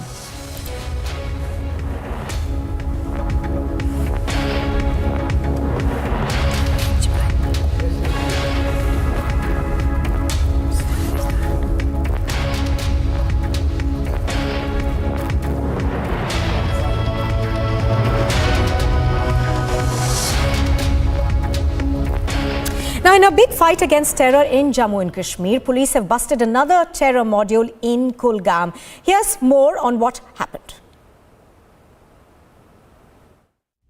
We are reporting from the Braslu Pul of Kulgam of South Kashmir, where the terrorists once again showed their presence on ground. They hurled a grenade towards the BP vehicle of CRPF, as my VJ Firdos is showing the visuals from this very ground. This is the spot where the CRPF vehicle was parked, and some damage has been done to this vehicle as well. Although now the vehicle has been lifted from this very place, we are also seeing the search and cordon operation launched by Jammu and Kashmir police along with CRPF and army. In fact, SSP Kulgam, Dr. Sandeep Chakravarti, has also reached the spot to take the first-hand information and to investigate the matter. We are seeing that just after a few days of encounter in Kulgam, where the Pakistani terrorist along with the local was neutralized by SOG Kulgam, now we are seeing the terrorists targeting the CRPF vehicle here in Braslu Pul, Kulgam. The attack on CRPF comes while the Kulgam police busted a terror module of proscribed outfit involved in the recent killing of a Panch at village Kulpora. The said module is linked with already busted terrorist module involved in the killing of Sarpanch, namely Shabir Ahmad Mir in Kulgam on March 11th this year. Kulgam police has busted a terror module in which the terror associates have been arrested. If we remember that there was the killing of Panch and Sarpanch in the month of March in Kulgam, and who were the people who were behind this killing? As per SSP Kulgam, it was the Pakistan-sponsored terrorists that killed these Panch and Sarpanch. In fact, as per SSP Kulgam said that the Farooq Nali, who is the top commander of Hizbul Mujahideen, the homegrown terror outfit, he has received instructions from the Pakistan to target soft people or to target somebody so that the news is created. And Nadeem Radar along with his associate, namely Nazir Wani, एक plan बनाया. इस plan को execute करवाया through 3 terrorist associates, namely this Adil Ratar and Majid Ratar and Ishadar. If you remember, on March 12th, अडूरा में एक सरपंच को हत्या कर दी गई टेररिस्ट ने. उस मॉडल को ऑलरेडी हम बस्ट कर चुके हैं. इन दोनों को देखा जाए तो कॉमन पॉइंट है. दोनों एचएम कैडर्स ने एग्जीक्यूट किया पाकिस्तान कहने पे. So it along with evidence we prove it. So Pakistan कहने पे लोकल एचएम कैडर्स ने दिस पॉलिटिकल किलिंग्स ने किया. एक मार्च में 2 इंसिडेंट्स हुआ Kulgam. 3 terrorists have been arrested so far, and police have recovered incriminating materials including 2 grenades and 1 pistol with 8 rounds. Meanwhile, the Kulgam police said that the investigation is still underway. Bureau Report for Republic TV.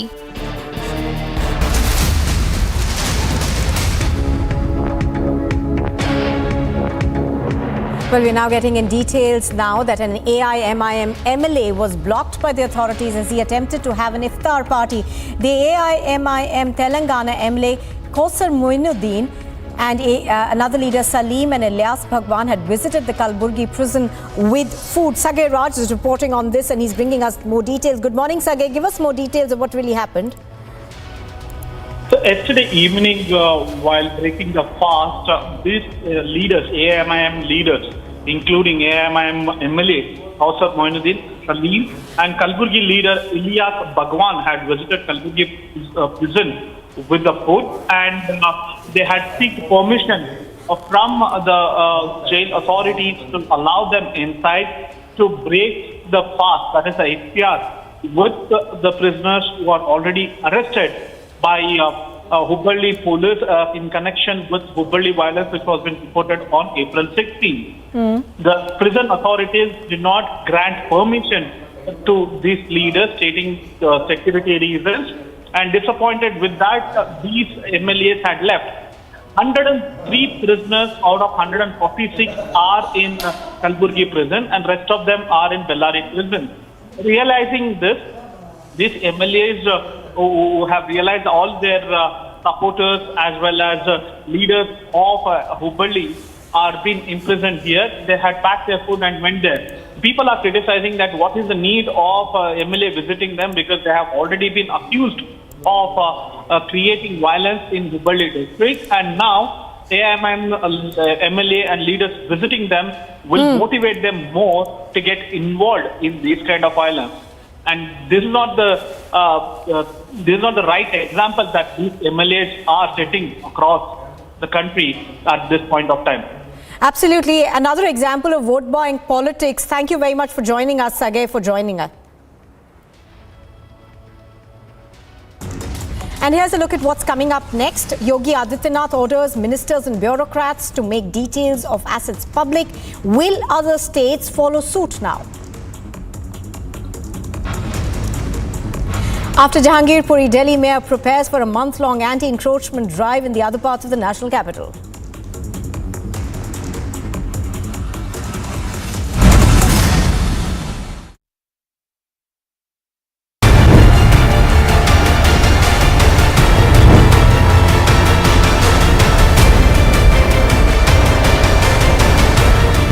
Mumbai police commissioner किस प्रकार की forgery और cheating कर सकते हैं, इसका best नमूना आज जनता के सामने आ गया. Now we have Kirat Sumaya saying that the Mumbai police is working at the behest of the Maharashtra government. So very, very serious allegations there.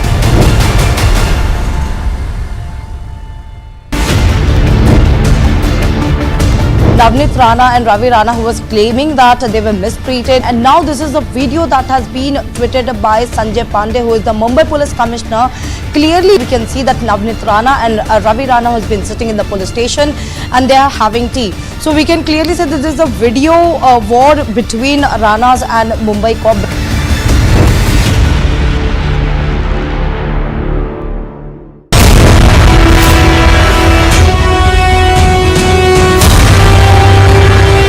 It was a long cable here and it was lying down, and the boy was walking on the same pavement, and unfortunately he came in contact with him, and that's when he was electrocuted. FIR has been registered and the investigation is on.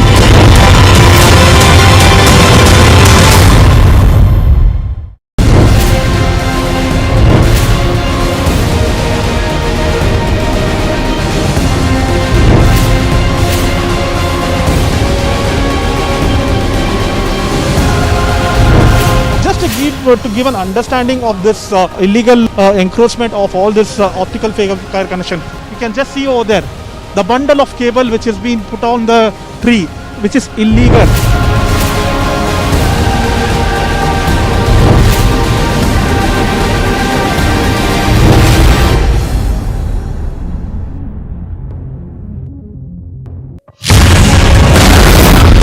The BJP claimed that when the yatra was passing through a mosque, there was violence. They claimed that bottles were thrown. It's taking a political turn. 3 videos showing what happened at Nellore. In fact, police admits that obscene gestures were shown.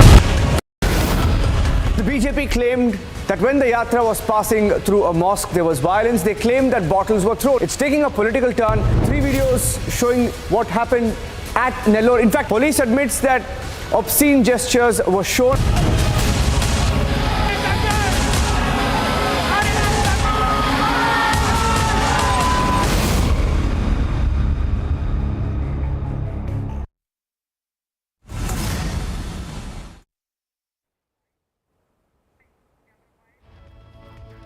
In fact, we are now getting an update on the Karoli violence case. We understand that the Gehlot government is looking to attach properties of all those who were involved in the violence case. So reportedly this is because the accused is still out of police custody. Now the police have also made BJP leader Raja Ram Gurjar and the Hindu Sena state president Sahib Singh Gurjar accused in the Karoli violence. Now this is the latest that we are getting on the Karoli violence case. We understand that the Gehlot government is all set to attach property of the accused in this particular case. Now this Karoli violence case, of course, has been investigated by the police, and what we understand now is that one of the ways out that the Gehlot government is looking at is perhaps attaching the properties of all those who are accused in the Karoli violence case. Now the accused, of course, is still not in police custody. Police, we understand, has also now made the BJP leader Raja Ram Gurjar of the Hindu Sena and the state president of the Hindu Sena Sahib Singh Gurjar accused in the Karoli violence case. So this is the latest details that we are getting on this case. Amandeep, in fact, has been tracking all the developments that we are getting of this. All right. So Amandeep is with us now. Amandeep, good morning. Amandeep, give us the latest update that latest update that we have on this particular case. We understand the police are still have made 2 other accused part of the charge sheet, and also we are learning that Gehlot government is all set to attach property of the accused. देखिए बिल्कुल गहलोत सरकार जो है करौली हिंसा मामले में जो हिंसा हुई थी 2 अप्रैल को, उसको लेकर के अभी चारों अक्यूज को जो संपत्ति है, जो प्रॉपर्टी है, उसको कुर्क करने की तैयारी में है। चूंकि अभी मतलूब अहमद, अंशु अहमद, राजाराम गुर्जर और साहिब सिंह वर्मा जिसके ऊपर आरोप लगे हैं वो पुलिस पकड़ से दूर हैं। इसी को लेकर के अब राज्य सरकार जो है उसका मन है कि वो उनकी प्रॉपर्टियों को जो है कुर्क कराने की तैयारी करें। ये डर भी है कि जिससे कि वो समर्पण कर दें, और अगर वो आज या कल में समर्पण नहीं करते हैं तो तैयारी पूरी है। वो कभी भी राज्य सरकार के आदेशों के बाद जो जिला प्रशासन करौली का है वो कभी भी इस फैसले को ले सकता है और जो आरोपी बनाए गए हैं पुलिस की चार्जशीट में उनको कभी भी उनकी संपत्तियों को कुर्क कर सकता है। फिलहाल 2 अप्रैल को जो घटना हुई थी उसको लेकर के जो दंगे हुए थे उसके बाद जो माहौल तनावपूर्ण रहा था, लगातार 14 से 15 दिन तक कर्फ्यू रहा था। कर्फ्यू के बाद जो स्थिति बहाल हुई थी करौली की, उसके बाद से ही लगातार मतलूब अहमद, अंशु अहमद जिनके घर से पथरा हुआ था जो मेन प्लानर थे, उसके बाद पुलिस की चार्जशीट में 2 नाम और जुड़े जिसमें राजा राम गुर्जर जो कि बीजेपी नेता हैं, इसके अलावा साहिब सिंह वर्मा जो कि हिंदू सेना के प्रदेश अध्यक्ष हैं। चारों ही आरोपी अभी पुलिस पकड़ से दूर हैं, जिसको लेकर के लगातार अभी भी पुलिस ने कई टीमें बनाई हैं लेकिन किसी भी तरीके की कोई कामयाबी राजस्थान पुलिस की टीमों को नहीं लगी है। इसके बाद राज्य सरकार का जो प्लान था उस पर काम करना शुरू हुआ और गहलोत सरकार ने अब नया प्लान इख्तियार किया है जिसमें अभी इन चारों ही आरोपियों की प्रॉपर्टी को कुर्क करने की तैयारी में अशोक गहलोत सरकार है। Absolutely, and as you're pointing out, Amardeep, there has been considerable amount of finger pointing between the BJP and the Congress over this violence. For the moment, Amardeep, thank you for joining us.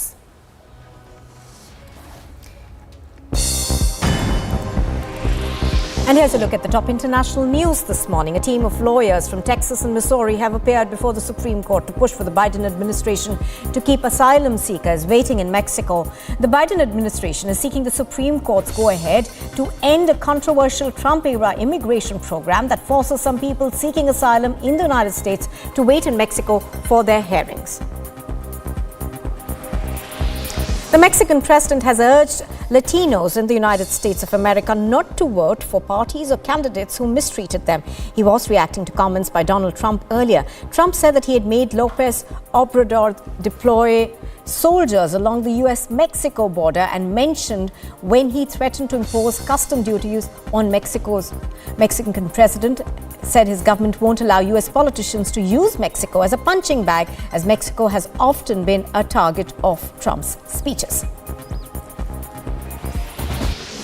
Syrian air defences were active as Israel carried out attacks near the capital Damascus. There was no immediate word on casualties. The attacks occurred shortly after midnight without saying whether it was Israeli air raids or surface-to-surface missiles. It was said that the areas hit host Syrian military positions as well as some of the Iran-backed fighters. Meanwhile, there was no comment from the Israeli military on the attacks near Damascus. Remains of more than 100 workers and traders who died after an illegal refinery exploded in southeast Nigeria were buried after an incident that shocked the region. Nigeria's National Emergency Management Agency officials believe that the number of casualties could be higher.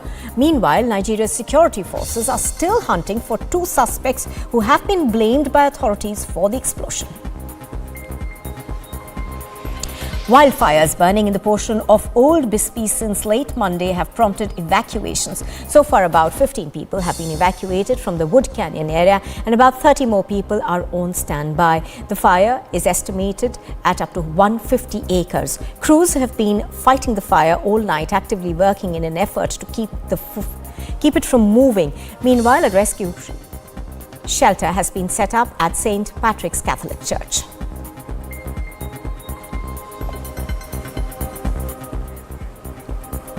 Now, the fears around tennis number 1 Novak Djokovic not being able to defend his Wimbledon title were allayed by the All England Club, an influential organisation in the tennis world. Following the rule of vaccination being deemed unnecessary for entry into the United Kingdom, the organisation deemed that there was nothing barring the former champion to participate in the championship. The requirements set out by government to enter the UK do not include mandatory vaccination, and therefore, whilst of course it is encouraged, it will not be a condition of entry to compete at the championships this year.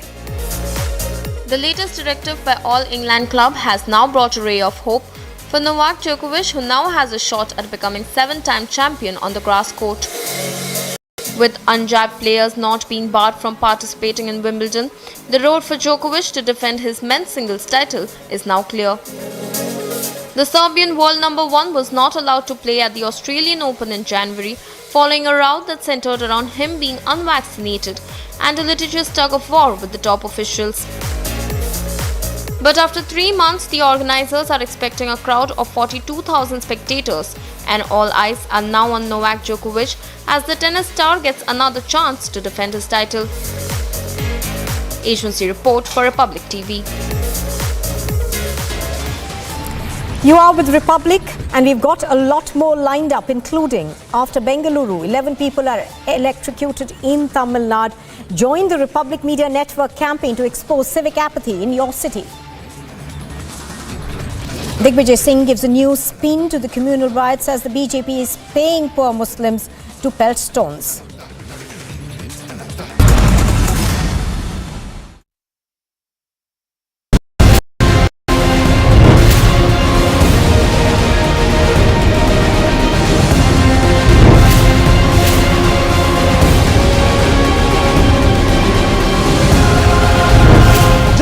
To give an understanding of this illegal encroachment of all this optical fiber connection, you can just see over there the bundle of cable which has been put on the tree, which is illegal.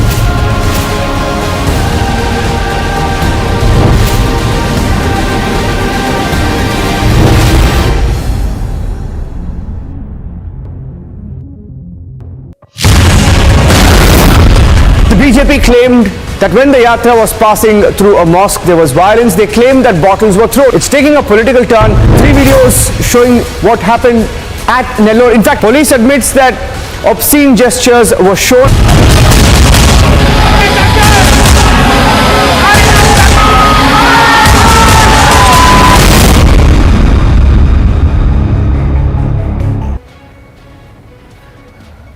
The world's wealthiest person now owns what he calls the world's largest town square. Elon Musk has reached a $44 billion deal to purchase Twitter, the microblogging platform for which he had offered a 50% premium on its prevailing share price for $54 a share. Now, the numbers don't really matter to us sitting here. What really does matter is what is going to happen to Twitter. Elon Musk says that the reason he has purchased it is because he wants it to be an absolutist freedom of expression platform. What does freedom of expression mean for Elon Musk? He says that it should be a place where even his staunchest critic can find an open platform to publish their view. That is how he defined it just half an hour before the deal was announced. Trump has said that there will be only one limitation on freedom of expression on Twitter, and that is that it would operate under the ambit of the law of whichever country they are in at the moment. But what will the future hold for Twitter, for freedom of expression, for humanity, and for its wealthiest person at the moment? Only time will tell.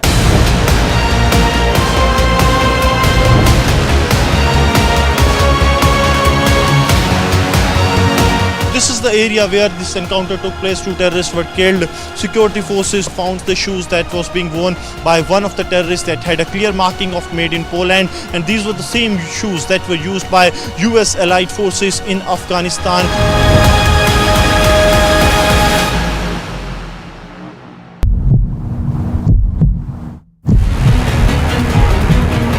BJP Juba Morcha, they are going to the Vikas Bhavan. Highly deployment of the local police force, they are already there. BJP workers, they are coming across to the barricade, and the police force, they are trying to stop them.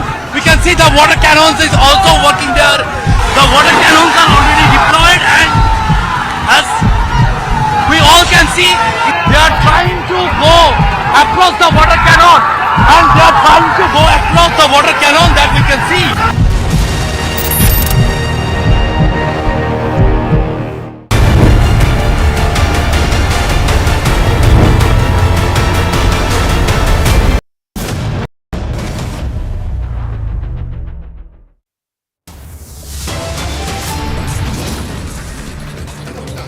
Top headlines at 10 a.m. 11 people dead after electrocution from live wire in Thanjavur in Tamil Nadu, 15 in critical condition. After Bengaluru, 11 electrocuted in Tamil Nadu. Join the Republic Media Network campaign to expose civic apathy in your city. Digvijay Singh gives a new spin to the communal riot, says BJP is paying poor Muslims to pelt stones.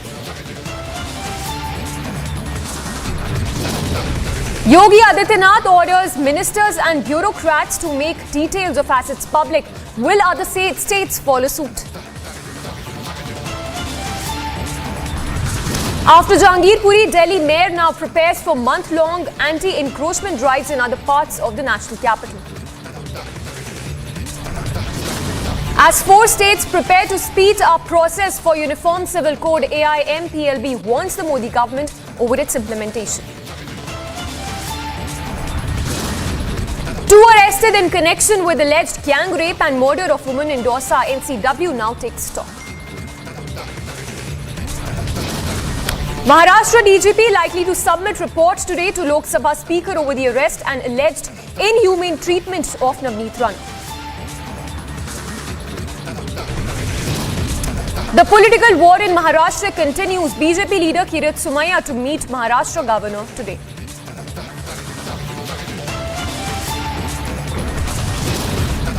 COVID spike in the national capital. Over 1,200 new COVID cases reported in the last 24 hours.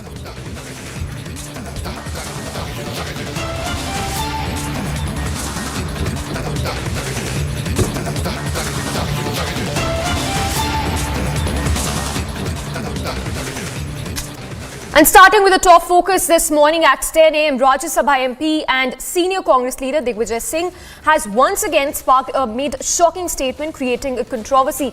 Digvijay Singh has accused the BJP of paying money to the poor Muslim boys for pelting stones. Let's listen into what Digvijay Singh had to say. कि ये ध्यान बांट रहे हैं लोगों का हिंदू मुसलमानों के बीच में लड़ाई कराकर।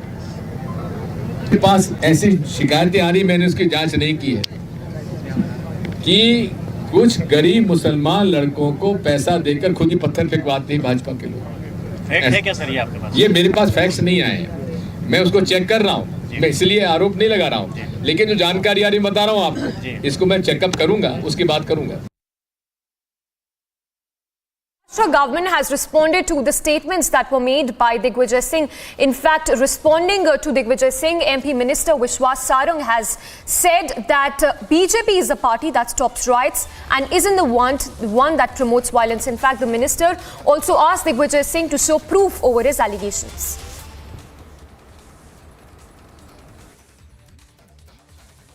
दिग्विजय सिंह की अकल पर ही पत्थर पड़ गए हैं और जिस प्रकार से केवल और केवल नेहरू परिवार की चाटुकारिता के लिए, तुष्टीकरण की राजनीति को आगे बढ़ाने के लिए वो जो बयानबाजी कर रहे हैं वो केवल राजनीतिक है।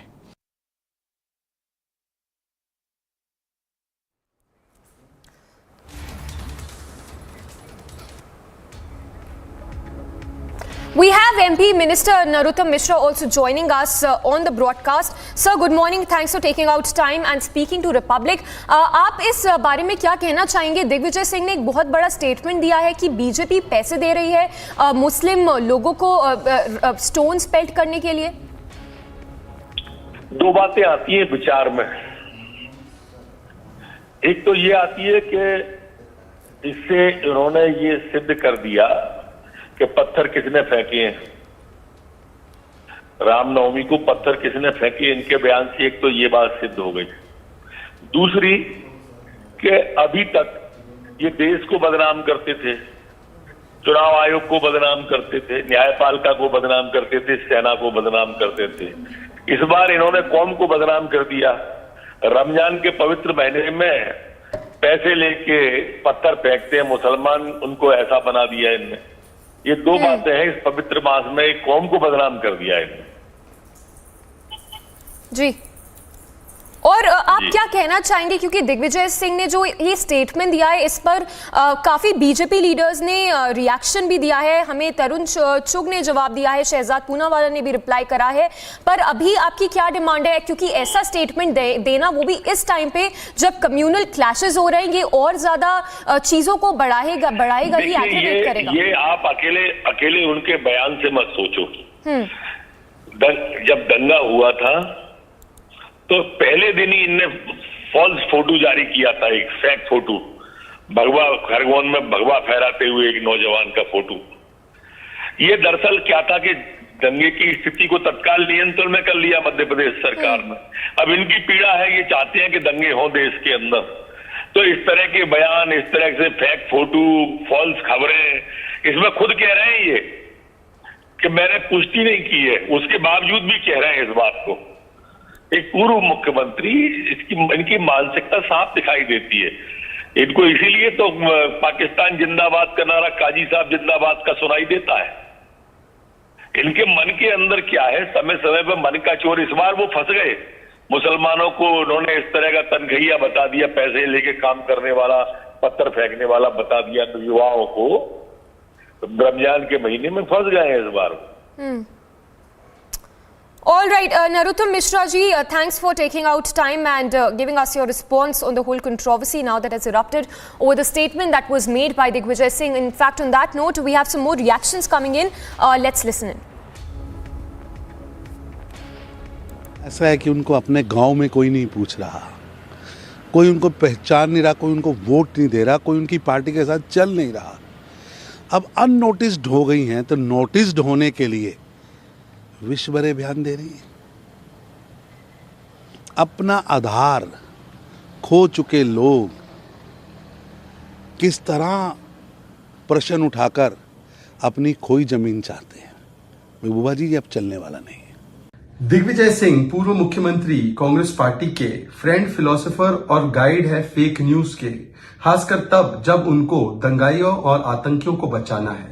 ये वही दिग्विजय सिंह है जो आज कहते हैं कि बिना फैक्ट के, बिना सबूत के, जो मानते हैं कि उनके पास फैक्ट नहीं है, इंफॉर्मेशन, जानकारी नहीं है, परंतु वो कहते हैं कि भारतीय जनता पार्टी मुस्लिम लड़कों को पैसे देती है पत्थर फेंकने के लिए।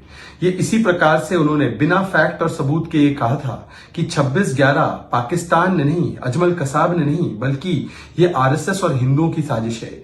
ये बिना फैक्ट और सबूत के कांग्रेस पार्टी और दिग्विजय सिंह ने ही कहा था कि हिंदू आतंकी होते हैं, हिंदू टेरर होता है।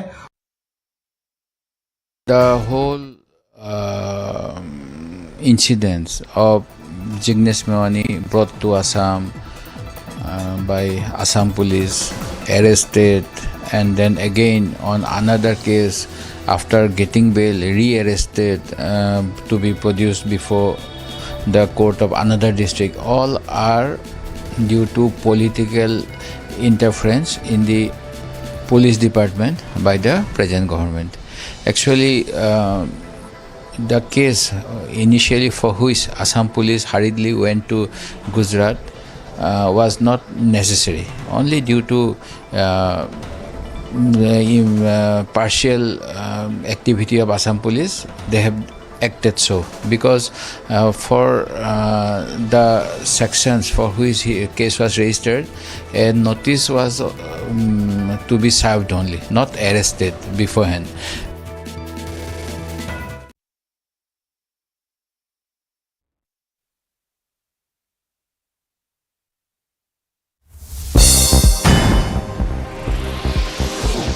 Getting you news in brief, India recorded over 2,900 fresh COVID cases and 2,252 recoveries in the last 24 hours, while active cases are at 16,279 mark. According to the government, 187.95 crore vaccine doses have been administered so far, with the recovery rate currently above 98%.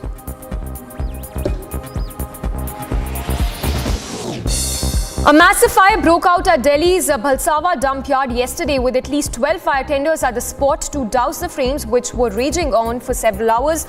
As the dousing operation is still set to be underway, Bhalsawa dump yard in Delhi continues to send a dense plume of smoke into the sky and exacerbating that already polluted air in nearby areas.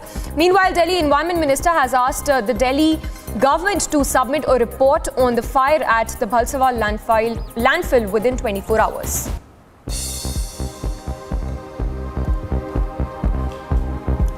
Ahead of monsoon, BMC categorized 337 residential buildings in Mumbai as dangerous. The civic body has said that out of these buildings, 163 are in western suburbs, 104 are in eastern suburb, wherein 70 buildings are in the city.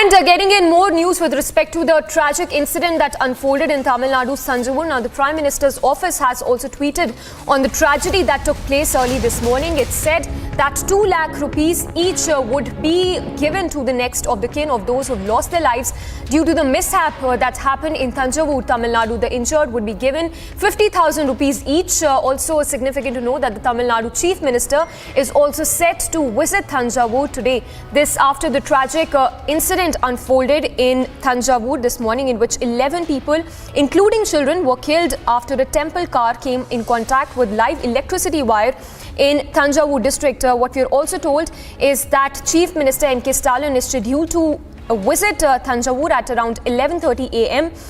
The Chief Minister has also announced an ex gratia amounting to 5 lakh rupees each of the bereaved families. So the incident of electrocution took place near the Kalimedu as the district was celebrating the Chariot Festival. Very, very tragic incident that has come to light from Thanjavur. The visuals on your screens as well. The question we are asking, who is accountable for such a tragic incident? Because a similar incident was also took place in Bengaluru. And now we have another incident coming to light from Tamil Nadu. 11 were killed.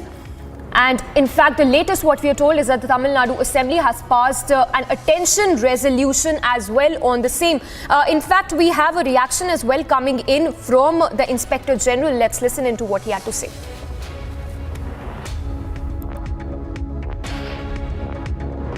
High tension wire ரோட்டுக்கு ஓரமாக இருக்குது.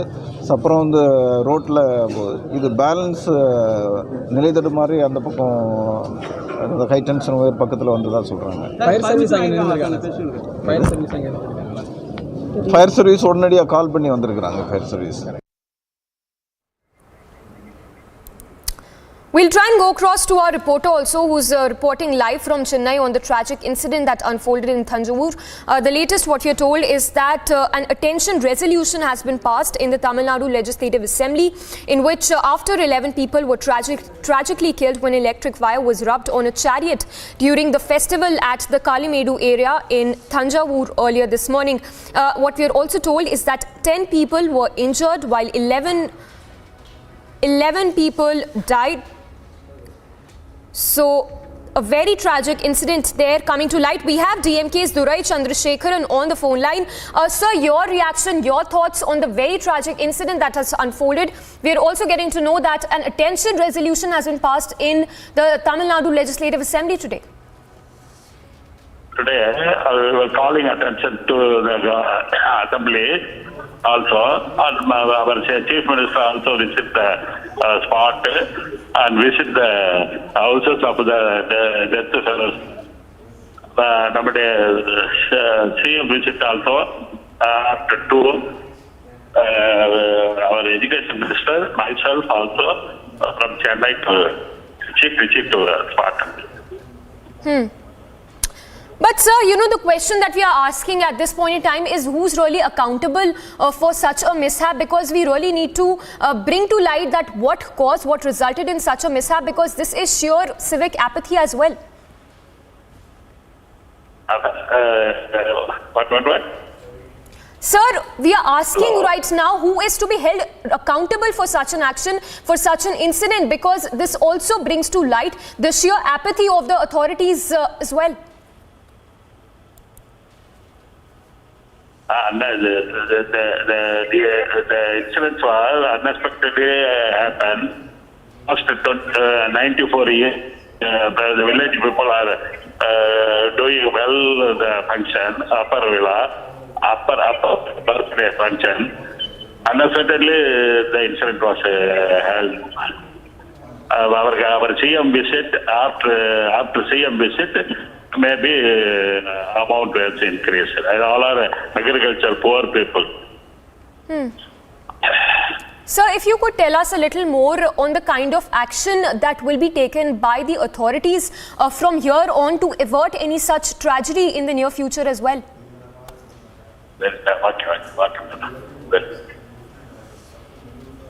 Hello. Sir, if you can hear us, if you could tell us more about the kind of action that the state government intends to take in future to prevent any such incident from happening later as well. In future, the incident not held because ये भी people all are visit the low-lying lines are changed very soon. So in future, that's not happen.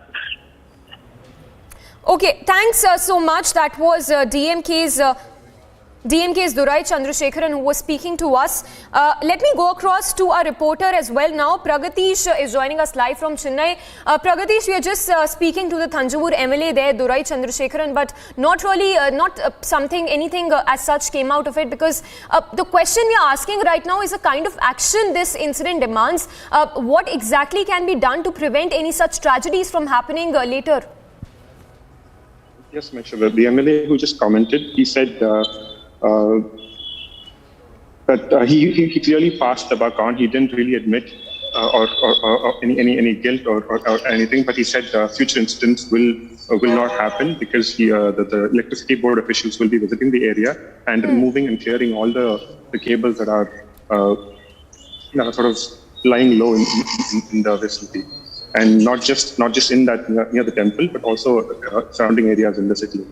That's what he was saying. But he really didn't seem to take responsibility. Absolutely, Pragatish. In fact, we are also being told that an attention resolution has also been passed in the Tamil Nadu Legislative Assembly on the same. If you could throw more light on that as well. Yes, the Tamil Nadu State Assembly, the MLAs led by Durai Chandrasekharan, along with all the other parties, will pass a resolution today at the Assembly on the incident to further prevent incidents like that from happening again in the future.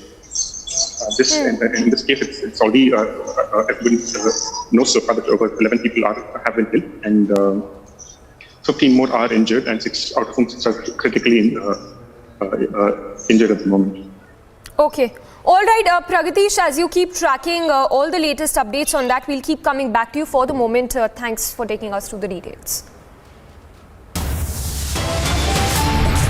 On the other side, we'll get you the latest as Yogi Adityanath now orders ministers and bureaucrats to make details of assets public. Will other states follow suit?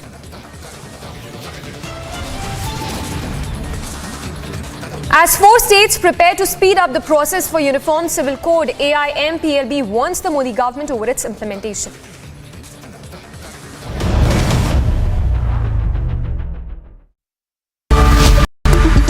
Good evening and welcome. A 22-year-old young man dies.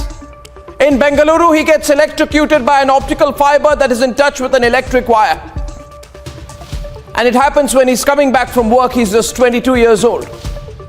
The wire is hanging over the footpath. It happens on Monday. And no, this death, killed by apathy, is not a national headline. The reason for it not being a big news story in a country like India is because in India, people die all the time out of apathy. In 2006, I had mounted a massive campaign to save the life of a 6-year-old boy called Prince who had fallen into an open manhole. Some of you may remember that case. That manhole being left open became a symbol of apathy, government apathy. And the whole country came together, and at that time I remember we embarrassed the authorities so much for that apathy that politicians, bureaucrats, everyone was forced to come together and act for Prince. But 17 years have passed. And the fact is that we as a country 16, 17 years later still don't care enough. Human life does not matter in India. If people die because of apathy, we take it as the whole part of the cycle of living in India. The risks attached with living in India. We philosophize, ladies and gentlemen. We philosophize about how we in India live dangerously all the time. We know that anytime any one of us can be victims of apathy as well. And so we just carry on unchanged. And tonight I ask, when a young man barely out of his teens dies of electrocution on a footpath, where is the outrage? What do I see instead? All I see is passing of the buck. And what then is the value of human life in India? Of the value of the life of an Aam Aadmi?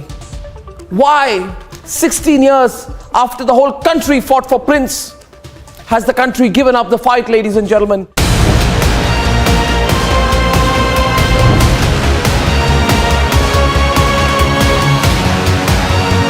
This is the area where this encounter took place. 2 terrorists were killed. Security forces found the shoes that was being worn by one of the terrorists that had a clear marking of made in Poland, and these were the same shoes that were used by US allied forces in Afghanistan. 2-year-old man dies in Bengaluru. He gets electrocuted by an optical fiber that is in touch with an electric wire, and it happens when he's coming back from work. The wire is hanging over the footpath, and no, this death is not a national headline, because in India people die all the time out of apathy. We take it as the whole part of the cycle of living in India, the risks attached with living in India. When a young man barely out of his teens dies of electrocution on a footpath, where is the outrage? What do I see instead? All I see is passing of the buck.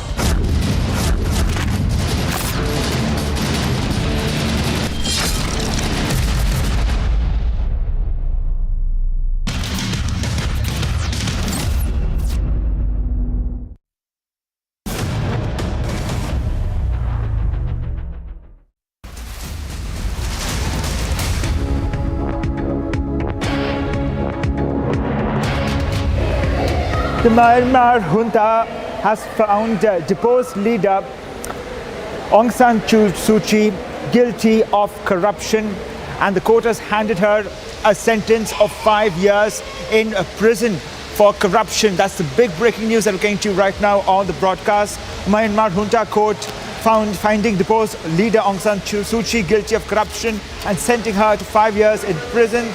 Now, what we're learning at this time right now, she has been sentenced 5 years in prison, and she was in military custody since the night of the coup. The 76-year-old Nobel laureate is facing criminal cases that could see her jailed for decades now. She has been sentenced by the Myanmar court for corruption. In the latest case, she was accused of accepting bribe of $600,000 cash and gold bars. She was handed down the verdict within moments of the junta court convening. So this is the breaking news that we're getting to right now, that Aung San Suu Kyi is back again in prison. She has been sentenced to 5 years in prison.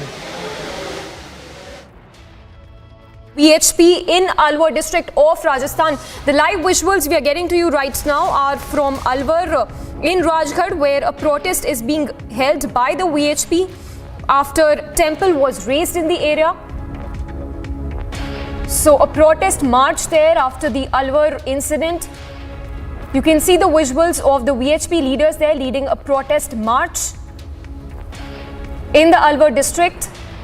This after temple was raised in the area on the pretext of development by the state government. The visuals there getting you those live shots from Alwar, where a protest march is being held.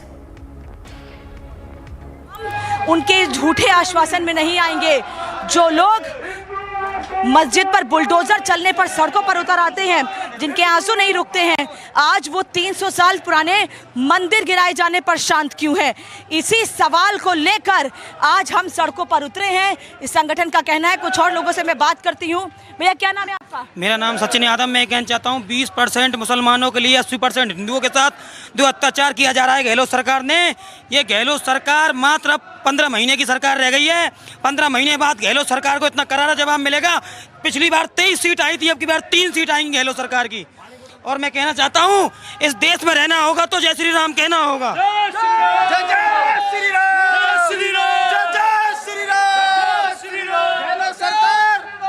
Gehlot सरकार कान खोल के सुन ले, हिंदुओं की आस्था के साथ खिलवाड़ किया तो अंजाम बुरा होगा। आप रास्ते में जाके देखो, मुसलमानों की मजार बनी मिलेगी, लेकिन गहलोत सरकार उन मजारों को क्यों नहीं तोड़ते जो हिंदू आस्था के साथ खिलवाड़ करते हैं।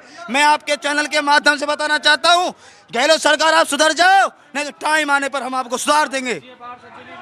तो लोगों में आक्रोश आप देख रहे हैं, ये वो लोग हैं जो उन संगठनों से जुड़े हुए हैं, हिंदू संगठनों से, जो लोग आज इस यात्रा में, इस मार्च में बड़ी संख्या में शामिल होने के लिए पहुंचे हुए हैं। और आप देखिए धीरे धीरे ये मार्च कलेक्ट्रेट की ओर बढ़ता हुआ, पीछे की तरफ देखिए मेरे, सिर्फ भगवा ही नजर आ रहा है आपको, सिर्फ भगवा झंडा हाथों में लिए हुए ये तमाम लोग सड़कों पर आगे बढ़ रहे हैं। सिक्योरिटी की वजह से इस मार्च के बिल्कुल बीच में इनके साथ चलना थोड़ा मुश्किल है, लेकिन हम बाबा बालकनाथ से भी बात कर रहे हैं तो वो भी लगातार ये बात कह रहे हैं कि हम अलवर से लेकर जयपुर तक, और केवल जयपुर नहीं, ज़रूरत पड़ी तो राजस्थान सरकार के मुख्यमंत्री अशोक गहलोत के घर के बाहर भी प्रदर्शन करेंगे और सरकार को चेताएंगे कि जो लापरवाही सरकार की ओर से की गई है, जो सरकार ने अब तक कार्रवाई नहीं की इस मामले में, उसको लेकर हम नाराजगी जाहिर कर रहे हैं और आने वाले समय में इससे बड़े कदम भी उठाए जा सकते हैं। ये तस्वीर लगातार आपको अलवर की सड़कों की हम दिखा रहे हैं। इस वक्त आप देख रहे हैं मेरे आगे की तरफ पुलिस के जवान चल रहे हैं, वो पुलिस के जवान जो सुरक्षा में तैनात हैं, इस मार्च के जो लगातार नज़र रखे हुए हैं, और केवल यहीं पर नहीं बल्कि तमाम घर दुकानें जो आसपास हैं, छतों पर भी आप देख सकते हैं कि पुलिस के जवान तैनात हैं और लगातार नज़र बनाए हुए हैं यहाँ की सुरक्षा पर, कि बहुत ज़रूरी भी है। जिस तरह से पिछले दिनों राजस्थान में तस्वीरें सामने आई हैं अलग अलग जगहों पर, उसके बाद ये ज़रूरी है कि यहाँ पर ये देखा जाए कि कहीं पर हालात ख़राब ना हो। कुछ आम लोग भी यहाँ पर मौजूद हैं सड़कों के दोनों तरफ, मैं उनसे भी बात करने की ज़रूर कोशिश करूँगी क्योंकि संगठन में जो लोग शामिल हैं उनमें तो नाराज़गी है ही। आम लोगों का क्या कहना, भैया इस यात्रा पर क्या कहेंगे? किस चीज़ के लिए यात्रा? मार्च निकल रहा है, राजगढ़ में मंदिर गिराए गए हैं, उस पर क्या कहेंगे? नहीं, होना चाहिए, मार्च होना चाहिए, बिल्कुल होना चाहिए, दिक्कत नहीं हो रही है? नहीं। सुनिए लोगों, आम ये वो लोग हैं जो सड़कों के दोनों तरफ खड़े हुए हैं और उनका ये कहना है कि मार्च होना चाहिए, ऐसे नाराजगी जताई जानी चाहिए और हम भी ऐसे मार्च का हिस्सा रहे हैं और आगे भी बनते रहेंगे ज़रूरत पड़ी तो। यानी कि नाराजगी, और देखिए कैसे फूल माला पहनाकर जगह जगह स्वागत किया जा रहा है इस यात्रा का। जो लोग इस यात्रा में शामिल हैं, जगह जगह सड़कों पर उनका स्वागत किया जा रहा है माला पहनाकर कि इन्होंने धर्म की रक्षा के लिए आवाज उठाई है। आप माला पहना रहे हैं, लोगों का स्वागत कर रहे हैं। जी, क्यों? ये हिंदुओं की लड़ाई है, हिंदुओं के साथ जो गवर्नमेंट ये कार्य कर रही है ये बहुत जघन्य अपराध है। एक मंदिर जो 300 साल पुराना है उसको बिल्कुल तरीके से हटाया गया है। वो चाहते थे एक दिन पहले मंदिर के पुजारी को अपने संपर्क में लेकर तरीके से मूर्ति हटाई जा सकती है। अगर कोई मतलब उसमें आ रहा है आपके बालकनाथ जी, आपने ये हाथ में तख्ती ले रखी है, क्या है ये? तख्ती के अंदर इस सरकार के खिलाफ, इस सरकार ने जो मंदिरों के ऊपर जिस प्रकार से एक राक्षसीय भाव से इस मंदिरों को खंडित किया है और हिंदू समाज को अपमानित किया है, उसी के स्लोगन लिखे हैं, क्योंकि ये सरकार लगातार तुष्टीकरण की राजनीति को राजस्थान में बढ़ावा दे रही है। सरकार तो कह रही है राजनीति आप कर रहे हैं, सरकार कह रही है आप सांसद है, राजनीति आप कर रहे हैं। नहीं, राजनीति का क्या मतलब है इसमें? सरकार कोई अन्याय करे उसके खिलाफ राजनीतिक लोगों से, सामाजिक संगठन के लोगों से, सामान्य समाज का लोग हो, उसको खड़ा होना पड़ेगा, क्योंकि अन्याय के खिलाफ खड़े होंगे तभी इन सरकारों को अपने कर्तव्य को निर्वाह करने के प्रति इनका दायित्व जागृत होगा। करौली में हिंसा हुई, सालासर में राम द्वार गिराया गया, उसके बाद राजगढ़ में 3 मंदिर गिराए गए, फिर गौशाला में तोड़फोड़ की गई, लगातार ऐसी घटनाएं। लगातार, तभी तो बात कह रहे हैं कि लगातार ये सरकार तुष्टीकरण की राजनीति कर रही है। करौली की घटना ये प्रमाणित करती है कि सरकार का संरक्षण उन समाज के लोगों को रहता है जो समाज के लोग एक तरह से हिंदू समाज के प्रति हीन भावना रखते हैं, और निश्चित रूप से करौली की घटना के अंदर सरकार का योगदान रहा और एक सुनियोजित घटना को अंजाम देते हुए हिंदू समाज की यात्रा पर पथराव किया गया। कम से कम राजस्थान में ऐसा ना हो और अलवर के सांसद होने के नाते आगे ना हो, उसके लिए क्या करेंगे? हम उसी भाव से सर्व समाज ने इस रोष यात्रा का आयोजन किया है कि आगे से भविष्य में राजस्थान सरकार अपने जो इस तरह के कार्यक्रम राजस्थान सरकार संचालित कर रही है उनसे बाज आए, और जिस प्रकार से संविधान की दृष्टिकोण से देखें तो राजस्थान सरकार एक आज राजस्थान का दायित्व इस सरकार को मिला है तो उसका निर्वाह करे। तो बालकनाथ जी, सांसद अलवर के, इनका ये कहना है कि अगर सरकार आगे नहीं जागेगी तो हम कदम लगातार उठाएंगे, जिसका जिक्र लगातार मैं कर रही हूँ कि किस तरीके से सड़कों पर उतरे हैं ये सांसद, और इनका ये कहना है कि ये लड़ाई यही नहीं रुकेगी। सरकार को जितने आरोप लगाने हैं, सरकार राजनीति के आरोप लगाए, सरकार हिंदुओं को परेशान करे, लेकिन हमारी लड़ाई यूं ही जारी रहेगी, हम यूं ही सड़कों पर उतरते रहेंगे। केवल अलवर ही नहीं, जयपुर की लड़ाई जारी रहेगी। हम बता दें, आज का ये जो पैदल मार्च है ये शुरू हुआ है अलवर के कंपनी बाग शहीद पथ से, जहां कुछ देर बैठक हुई और बैठक के बाद लोगों को संबोधित किया गया और उसके थोड़ी ही देर के बाद इस मार्च की शुरुआत हो गई है। इस मार्च को किया जा रहा है इसलिए कि राजगढ़ में मंदिर गिराए गए, करौली में हिंसा हुई, लेकिन सरकार ने कोई कार्रवाई नहीं की। लेकिन अब से कुछ देर पहले हमने आपको खबर दिखाई कि करौली में हुई हिंसा को लेकर गहलोत सरकार का कहना है कि जो लोग इस हिंसा में शामिल रहे हैं उनकी संपत्ति कुर्क करने की कार्रवाई की जाएगी। तो राजस्थान सरकार अब कदम उठा रही है धीरे धीरे उन लोगों के खिलाफ जो लगातार ऐसे काम कर रहे हैं जो हिंदू विरोधी है। ये कहना है सांसद का अलवर के, और भी कुछ लोग मेरे साथ है, जानती हूँ किस लिए है ये मार्च। आज ये मार्च हिंदू समाज को प्रताड़ित किया जा रहा है, हिंदू समाज की प्रतिमाएं तोड़ी जा रही हैं, हिंदू समाज की गौशालाएं तोड़ी जा रही हैं, उसके विरोध में मार्च है कि सरकार एक पक्ष में काम कर रही है, उनके लिए ईद उल फितर की पार्टियां दे रही है, उनके रोजाओं में बिजली की कटौती कम कर रही है और यहाँ पर तोड़ रही है। इसके विरोध में ही ये मार्च है। सरकार कह रही है हमने ऐसा, हमारी तरफ से ऐसा कुछ नहीं हुआ है, ये बोर्ड की लापरवाही है। सरकार नहीं है तो किसने तोड़ा है? प्रशासन सरकार का है या बोर्ड का है? बोर्ड के पास ऐसी कुछ शक्तियां हैं क्या? एसडीएम है क्या बोर्ड के पास में? बोर्ड के पास में पुलिस है क्या? तो सुनिए, ये आम लोग हैं, ये वो आम लोग हैं जो खुद लगातार हमारे पास आ रहे हैं, रिपब्लिक भारत की टीम से बातचीत कर रहे हैं और ये लगातार कह रहे हैं कि जो ये मार्च है वो सही है, जो ये कदम उठाए जा रहे हैं वो सही हैं और आने वाले समय में सरकार को जागरूक करने के लिए ऐसे कदम उठाए जाते रहेंगे। एक तो नहीं, पिछले 1 महीने में 4 ऐसी घटनाएं सामने आई हैं जिसको लेकर सरकार की नीयत पर सवाल खड़े हो रहे हैं। बस थोड़ी देर का वक्त और, जब ये पैदल मार्च पहुंचेगा कलेक्ट्रेट तक, जहां ज्ञापन दिया जाएगा, उस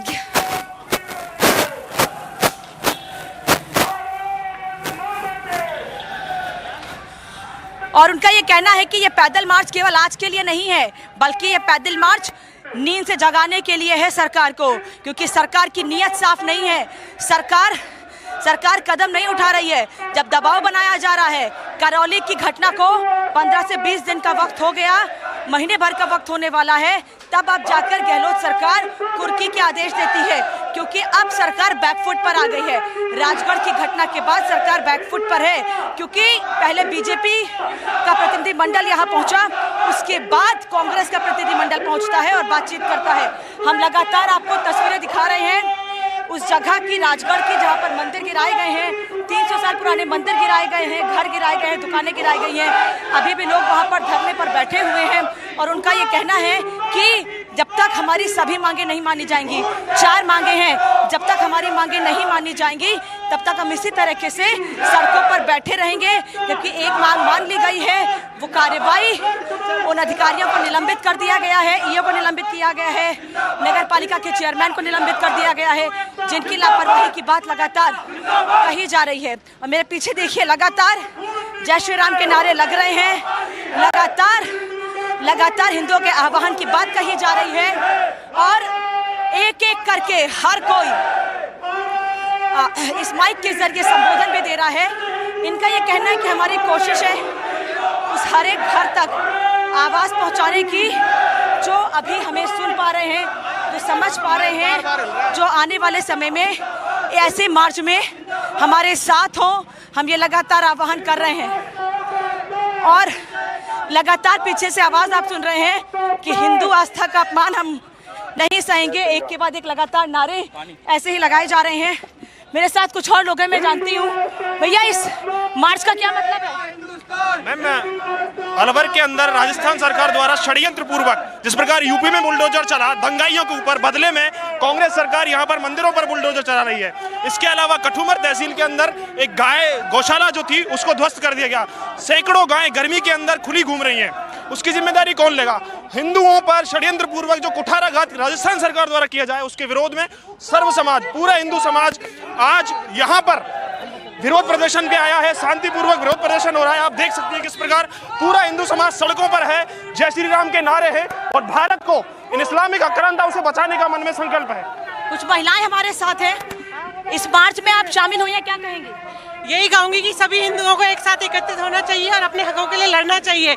यही समय है जिसमें सारे एकत्रित हों और जो भी इस समय यहाँ पे हुआ है उसके लिए विरोध करें और आगे आए, अपने हकों के लिए वो लड़ें। ऐसे ही विरोध कब तक करते रहेंगे? जब तक कांग्रेस की तुष्टीकरण की नीति नहीं खत्म होती तब तक ये विरोध प्रदर्शन चलता रहेगा। जिस तरह से राजस्थान सरकार ने एक जाति विशेष को खुश करने के लिए हिंदुओं के मंदिरों को निशाना बनाया है, ये बहुत ही दुर्भाग्यपूर्ण है और अशोक गहलोत जी को ये काम तुरंत रोकने होंगे, वरना हिंदू समाज जो है वो देश का जागृत हो चुका है।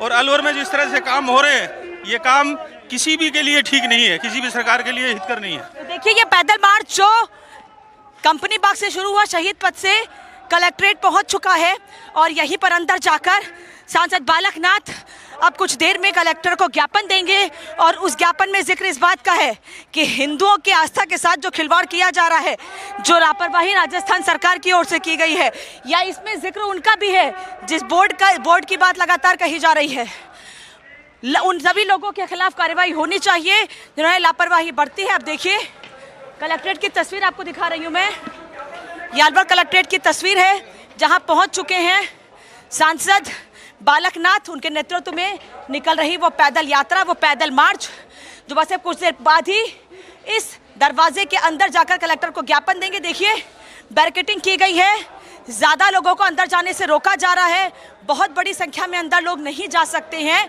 लेकिन अभी कलेक्टर दफ्तर के करीब 100 मीटर की दूरी पर वो यात्रा रुकी हुई है।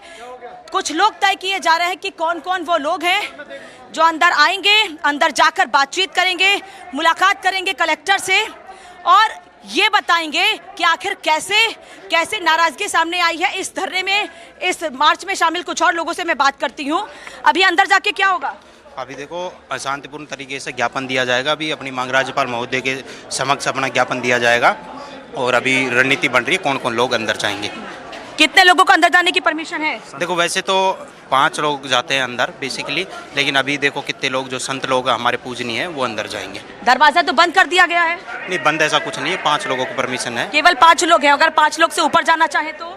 नहीं देखो वो प्रोसीजर होता है प्रशासन का, 5 लोगों का रहता है और 5 लोग जाके शांतिपूर्ण तरीके। ये पहले तय नहीं किए गए 5 लोग? गहलोत डरता है और पुलिस को आगे करता है। ये वाली कहावत अच्छी है, कहीं राजस्थान कहीं चले जाओ, कहीं हिंदुओं के खिलाफ अत्याचार होते आपको मिलेंगे तो पुलिस आपको सबसे पहले खड़ी पाएगी। क्यों? क्योंकि ये हमारे भाई हैं, ये हमारे साथी हैं, हम इनसे लड़ नहीं सकते, इसलिए पुलिस को आगे करता है। अशोक गहलोत डरता है। तो अशोक गहलोत को लेकर नाराजगी साफ तौर पर लोगों में देखने को मिल रही है और भी कुछ लोग इसमें शामिल रहे हैं धरने में, प्रदर्शन में, इस यात्रा में, मार्च में। उनसे मैं बात करती हूँ। क्या नाम है आपका, कहाँ से आए? मेरा नाम राजेंद्र कसाना है, जिला उपाध्यक्ष भाजपा का, अलवर से आया हूँ। जिस तरह का अत्याचार, जिस तरह का हिंदुओं ये तो कहा जा रहा है कि ये जो मार्च है किसी पार्टी का नहीं है, ये उन लोगों का है जो नाराज हैं। ये सर्व समाज का है, सर्व हिंदू का है, सब सल्तनत मानने वालों का है, सभी धर्म प्रेमियों का है और जो हिंदू में आस्था रखते हैं उन सभी का सार्वजनिक रूप से धरना प्रदर्शन है। जिस तरह के कांग्रेस सरकार, गहलोत सरकार राजस्थान में हिंदुओं के साथ कुठाराघात करे, उसका जवाब देने के लिए प्रदर्शन किया जा रहा है। यदि इसी तरह तांडव चलता रहा कांग्रेस सरकार का तो निश्चित रूप से आने वाले टाइम में राजस्थान की धरती को इस तरह कर देगा कि हिंदू हिंदू रहेगा, किसी भी कीमत पर दबेगा नहीं, झुकेगा नहीं, डरेगा नहीं। तो देखिए अब सभी लोग आगे आ चुके हैं। सांसद अलवर के बालकनाथ भी आगे की तरफ मौजूद हैं और तय हो चुका है कि कौन वो 5 लोग हैं जो अंदर जाएंगे।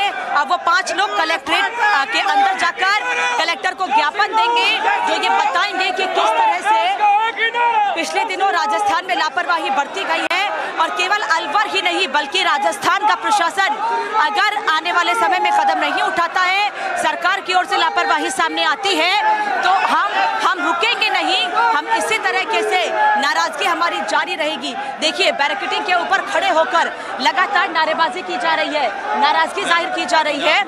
अभी और भी कुछ लोग हैं, मैं उनसे भी बात करती हूँ कि अंदर जाने के बाद क्या होगा।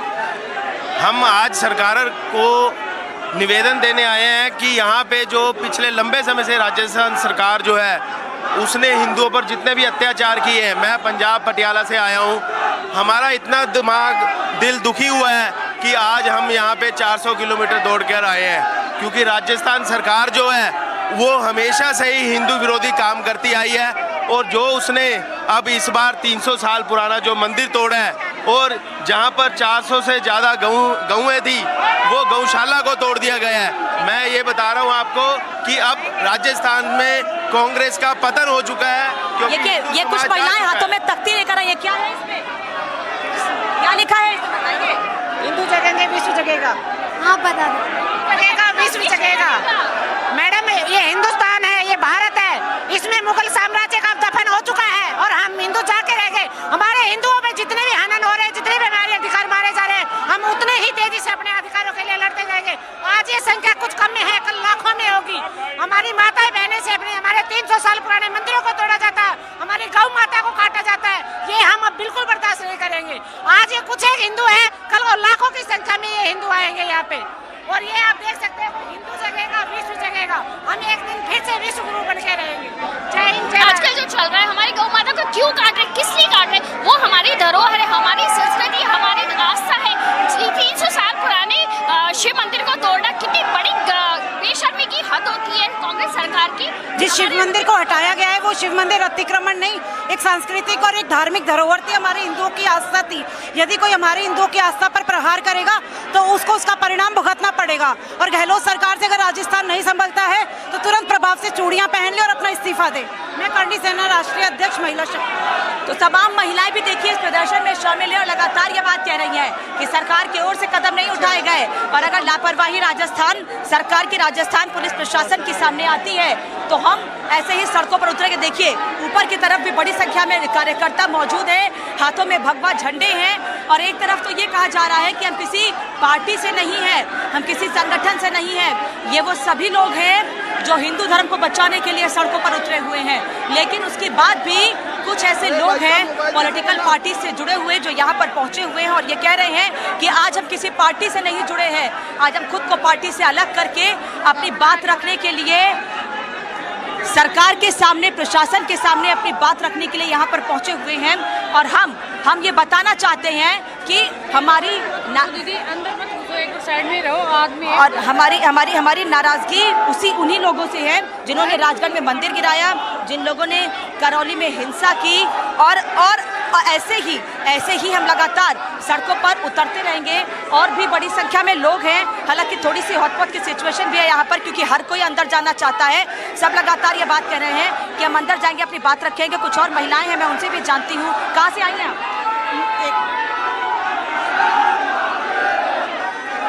मैं राजस्थान भिलवाड़ा से आई हूँ, करणी सेना के प्रदेश अध्यक्ष और राष्ट्रीय उपाध्यक्ष प्रतिभा चुंडावत। क्यों, किस लिए आई हैं आज यहाँ इतनी धूप में, गर्मी? अभी की जो सरकार है, अशोक गहलोत सरकार, उन्होंने जब 300 साल पुराना मंदिर को हटाया है, वो हमारे हिंदू धर्म की आस्था के खिलाफ है और ये गलत है। अगर आप किसी आस्था, एक धर्म के लिए आस्था के खिलाफ नहीं कर सकते तो दूसरे धर्म को आप ऐसा नहीं कर सकते। जो आप देख रहे हैं आज कितने साधु संत सभी लोग यहाँ पर हैं, जबकि हिंदू धर्म की परंपरा है कि ये लोग शांत रहकर भगवान की पूजा और प्रेम बढ़ाने का काम करते हैं। लेकिन आज अशोक गहलोत की इस गलत नीयत की वजह आज इन्हें सड़कों पे आना पड़ा। और अगर यही हालात रहे तो जिस तरह आज हमारे संत सड़कों पे है, एक दिन कांग्रेस भी इसी तरह सड़कों पे नजर आएगी। तो कांग्रेस को लेकर साफ नाराजगी, उनका ये कहना है जिम्मेदारी सीधे सरकार की बनती है, क्योंकि केवल राजगढ़ का जिक्र मत कीजिए, जिक्र करौली का भी कीजिए, जिक्र राजगढ़ के अलावा आप सालासर में गिराए गए मंदिरों का भी कीजिए, सालासर में गिराए गए, माफ कीजिएगा, उस राम द्वार का भी कीजिए जहां पूरे राम परिवार को, राम द्वार को गिरा दिया गया है। लेकिन सरकार कुछ नहीं कर रही है। सरकार ने खुली छूट दे रखी है प्रशासन को, लेकिन हम सरकार को नींद से जगा कर रहेंगे और उसी लिए ये लगातार नारेबाजी की जा रही है। अभी और भी मैं लोगों के बीच जा रही हूँ और लोगों से बात करने की कोशिश करती हूँ और जानती हूँ कि आगे आप क्या करने वाले हैं, आगे क्या करेंगे आप? ज्ञापन दे रहे हैं कलेक्टर साहब को सब मिलकर, और आगे जब तक मंदिर का निर्माण नहीं होगा तो तब तक आंदोलन जारी रहेगा। और हमारे हिंदुओं के ऊपर जो आघात किया है, हिंदुस्तान में अब हिंदू जाग गया, नहीं सहेगा। तो राजकोट के अंदर जो तोड़फोड़ हुई है उसका पूरा निर्माण किया जाए, और जो अवैध तरीके से गौशाला, मंदिर और आम आदमी के जो नुकसान पहुंचाया है उसको तुरंत प्रभाव से सरकार भरपाई करे, हमारी यही मांग है। एक तरफ बुलडोजर को लेकर कांग्रेस नेता सड़कों पर उतरते हैं, लेकिन खुद बुलडोजर चलवा रहे हैं राजस्थान में बुलडोजर सरकार के लिए था कि वो अत्याचार है, गौशाला और मंदिर और को किसी को कोई भ्रष्टाचार नहीं किया। हमेशा बीजेपी गवर्नमेंट ने आम जन भावनाओं को ध्यान में रखा है और जीवन के अंदर कभी कोई गलत कार्य नहीं किया। जिस तरीके से कांग्रेस सरकार ने एक एजेंडा बनाकर मंदिर, मस्जिद और गौशालाओं को तोड़ना चाह रही है, एक हिंदुत्व और आपसी भाईचारे को खत्म कर रही है, ये कांग्रेस सरकार का काम है। बताइए क्या कह रहे हैं? मैडम, मैं एक नया विषय रखना चाहता हूँ। भारतीय संविधान में मूर्तियों को व्यक्ति की संज्ञा दी गई है, उनका विधिक व्यक्तित्व है, लीगल पर्सनैलिटी है मूर्ति भी, उसके नाम पे भूमि भी होती है, उसके नाम पे भवन भी होता है और मूर्ति के आधार पर उसको नाबालिग मानकर पुजारियों को किया जाता है। तो जब एक व्यक्ति का वध करने पर मर्डर का केस लगता है तो विधिक व्यक्तित्व मूर्ति होने पर मर्डर का केस लगना चाहिए उन अधिकारियों के विरुद्ध। ये मेरी मांग है, ये एक नया पॉइंट है जो मैं आपके चैनल के माध्यम से पूरे संसार के सामने रखना चाहता हूँ। जी बताइए क्यों आए हैं यहाँ पर? हम यहाँ पे राजस्थान सरकार के विरोध में हैं जो निरंतर जो जितने भी सनातन धर्म है इनके ऊपर वो लगातार अत्याचार करते हैं। कभी सरासर मंदिर का गेट गिरा रहे हैं, कभी यहाँ पे राजगीर की मूर्ति काट रहे हैं, कभी रोड के निर्माण के नाम पे बीच के अंदर को जो रास्ते में जो मंदिर आ रहा है उसको तोड़ रहे हैं। लगातार हिंदू धर्म के जो आस्था उस पर अत्याचार कर रहे हैं। तो यहाँ पे हम इनको यही दिखाने आए हैं कि ये तो छोटा सा ट्रेलर है, अगर जरूरत पड़ी तो हम पूरा राजस्थान जाम कर देंगे, राजस्थान जाम कर देंगे। सुन लीजिए, मैं लगातार यहाँ मौजूद लोगों से बात कर रही हूँ और रिपब्लिक भारत पर सबसे पहले आप तस्वीर भी देख पा रहे हैं उस कलेक्ट्रेट की जहाँ पर बड़ी संख्या में लोग इकट्ठे हुए हैं और पूरा कलेक्ट्रेट भर चुका है, भगवा झंडों से पूरा कलेक्ट्रेट भर चुका है, गूंज रहा है उन आवाज़ों से, उन नारों से जो लगातार आप भी हमारे माध्यम से सुन पा रहे हैं। जय श्री राम के नारों के साथ साथ हिंदू बचाओ हिंदू जाग जाओ जैसे नारे लगातार लगाए जा रहे हैं। हिंदू धर्म की रक्षा के लिए हम लगातार सड़कों पर उतरते रहेंगे।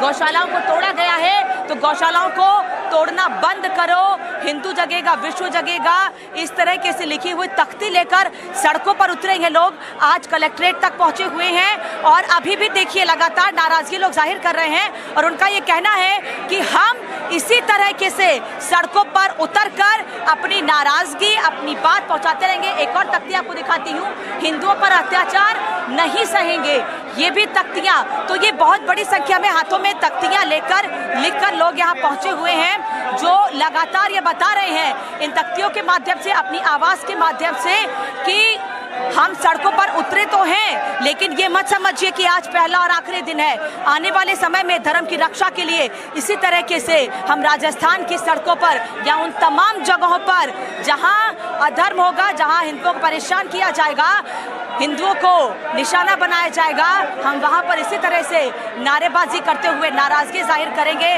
सड़कों पर उतरते रहेंगे। और अभी देखिए कलेक्ट्रेट से उन सभी लोगों को बाहर किया जा रहा है जो सांसद बालकनाथ के साथ यहाँ पहुंचे हैं, जो सांसद बालकनाथ के साथ अपनी आवाज बुलंद करने के लिए यहाँ पर पहुंचे हैं, अपनी बात रखने के लिए यहाँ पर पहुंचे हुए हैं। धीरे धीरे लोगों को यहाँ से बाहर किया जा रहा है जिससे कि व्यवस्था खराब ना हो, हालात खराब ना हो और हालात को बनाए रखने के लिए, व्यवस्था को बनाए रखने के लिए लगातार लोग यहाँ पर मौजूद हैं। कुछ और तख्तियां हाथ में हैं, गौरव जरा दिखाइएगा कि क्या लिखा है, इनसे ही जानते हैं। ये गहलोत सरकार हिंदुओं की आस्था के साथ खिलवाड़ कर रही है, ये बिल्कुल सहन नहीं करेगा। पहले यहाँ के जो विधायक थे जोरीलाल मीणा, उनके बच्चा 376 में फंसे होने के बाद में भी उनके निर्देश पे ये मंदिर तोड़े जा रहे हैं। मीणा तो राजगढ़ में बैठे हुए थे, उनके इशारे पे काम किया गया है। जोरीलाल मीणा तो धरने पर बैठे थे दिन भर। अब ऐसे बैठ सकते हैं, मैं नहीं मान सकता। बाकी 3 अधिकारियों को सस्पेंड किया गया है, उसके अंदर हाथ पूरा विधायक साहब का है, ये चीज आप सबको भी पता है। विधायक से नाराजगी, विधायक कह रहे हैं बोर्ड ने गलत किया, गलत तरीके से साइन कराया गया। हाँ तो वो गलत है, उसमें विधायक तो वही है ना, लोकल विधायक वो है। अगर उनकी सहमति से हुआ है, जो भी हुआ है उनकी सहमति से हुआ है। पुलिस प्रशासन बोर्ड के अंडर में नहीं आता। पुलिस प्रशासन वो जो अतिक्रमण हटाने वाले हैं ये विधायक और सरकार के अंडर में आते हैं। ये अपने जो इन्होंने जो बुरे कर्म किए उसे लिपापोती करना चाहते हैं, कह के कि बोर्ड के अंडर में ऐसा कुछ भी नहीं है। ये वापस वही अपना दोहरा चरित्र निभा रहे जो पहले औरंगजेब और बाबर निभाते थे, जो जहाँ चलते थे मंदिर तोड़ते हुए सनातन धर्म पे ठोकर मारते चलते थे। आज वो कि वही गलत सरकार कर रही है। चीज़ बहुत गलत है और इनको भुगतना पड़ेगा। आने वाले यहाँ पे इनके दिमाग में है कि हर 5 वर्ष में सरकार चेंज होती है, लेकिन कई सालों के लिए अब बाहर जाएंगे, 15 से 20 साल के लिए। देखिए राजस्थान के लोग लगातार ये सवाल उठा रहे हैं कि क्या गहलोत सरकार मुगल शासनकाल में पहुंच गई है जहां मंदिर गिराए जाते थे और मंदिर गिराए जाने वालों के खिलाफ कोई कार्रवाई नहीं की जाती थी, क्या अब वही स्थिति राजस्थान में पैदा हो गई है? ये सवाल अब यहाँ के लोग पूछ रहे हैं क्योंकि इनका ये कहना है हम किसी पार्टी से नहीं है, हम वो आम लोग हैं, हम आम लोगों की आवाज़ हैं। क्योंकि बहुत से लोग अपने कामों की वजह से आज हमारे साथ नहीं आ पाए हैं, लेकिन फिर भी उन्होंने हमारे माध्यम से लगातार अपनी आवाज़ यहाँ तक पहुँचाने की कोशिश की है और हम लगातार यहाँ के लोगों की आवाज़ बनकर सड़कों पर उतरते रहेंगे। तस्वीर आपको दिखा रही है कलेक्ट्रेट दफ्तर के बाहर की, कलेक्ट्रेट के बाहर की ये तस्वीर है जहां तमाम भगवाधारी पहुंचे हुए हैं और उनका ये बार बार मैं ये इस बात का जिक्र कर रही हूँ कि हम जब इनसे बात कर रहे हैं तो ये कह रहे हैं कि हम संत समाज के लोग हैं, हम वो लोग हैं, हम वो आम लोग हैं जो जनता की आवाज़ पहुंचाने के लिए पहुंचे हैं। एक महिला हमारे साथ है जो भगवा रंग का पट्टा डालकर यहाँ पहुंची हुई है। क्या नाम है आपका? मैं सुमन चौधरी, पार्षद हूँ। सुमन जी, किस वजह से आज यहाँ आई हैं, क्या कहना चाहती हैं? सरकार अलग बात कह रही है, आप लोग अलग नाराजगी जाहिर कर रहे हैं। नहीं, हम तो एक ही बात कहना चाहते हैं कि हिंदुओं के ऊपर ही ये अत्याचार क्यों होते हैं? जो मजार लगी हुई हैं, गैर कानूनी बनी हुई हैं, उनको क्यों नहीं तोड़ा जाता? सिर्फ मंदिर ही क्यों तोड़े जाते हैं? सिर्फ हिंदुओं पर ही अत्याचार क्यों किया जाता है? मुस्लिमों पर क्यों नहीं किया जाता? मुस्लिमों की मस्जिदें क्यों नहीं तोड़ी जाती? बुलडोजर चला जहांगीर में तो सबसे पहले सड़क पर आ गए, लेकिन राजगढ़ में कोई नहीं आया। बताइए। आ ही रहे हैं राजगढ़ में तो सभी। हम कांग्रेस का कोई नेता नहीं आया। कांग्रेस का तो क्यों आएगा? कांग्रेस तो चलवा ही रही है ना बुलडोजर हिंदुत्व के ऊपर।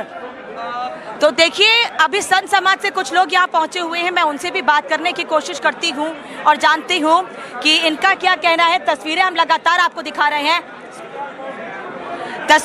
हम आपको दिखा रहे हैं कि किस तरीके से संत समाज के लोग यहाँ पहुंचे हैं, पुलिस प्रशासन से बात कर रहे हैं। कहाँ से आए हैं? हरियाणा से। हरियाणा से क्यों आए हैं? क्यों आए हरियाणा से? Manoj Rajoria, the Karauli MP, joining us on the broadcast. Manoj Rajoria, we're looking at a massive protest here by the VHP in Alwar. They are demanding the resignation of Ashok Gehlot. Your first comments on this entire protest?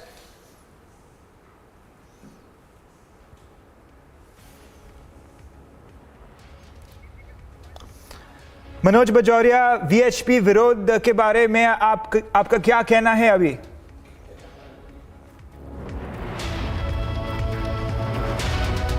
अभी पता नहीं, लेकिन यही हम विरोध प्रदर्शन करने के लिए, विज्ञापन देने के लिए आए। जहाँ पर मंदिर तोड़ा गया वहाँ पर पुनर्निर्माण करवाया जाए। चलिए, ज्ञापन देने के लिए आए। सबसे पहले रिपब्लिक भारत पर यह तस्वीर आपको हम लगातार दिखा रहे हैं कि किस तरीके से यहाँ संत समाज सड़कों पर उतरा हुआ है। संत समाज की नाराजगी लगातार सामने आ रही है और लगातार संत समाज से जुड़े हुए लोग कह रहे हैं कि हम कोशिश लगातार कर रहे हैं कि लोगों से भी बात करें। सिर्फ रिपब्लिक भारत ग्राउंड जीरो से यह तस्वीर आपको दिखा रहा है।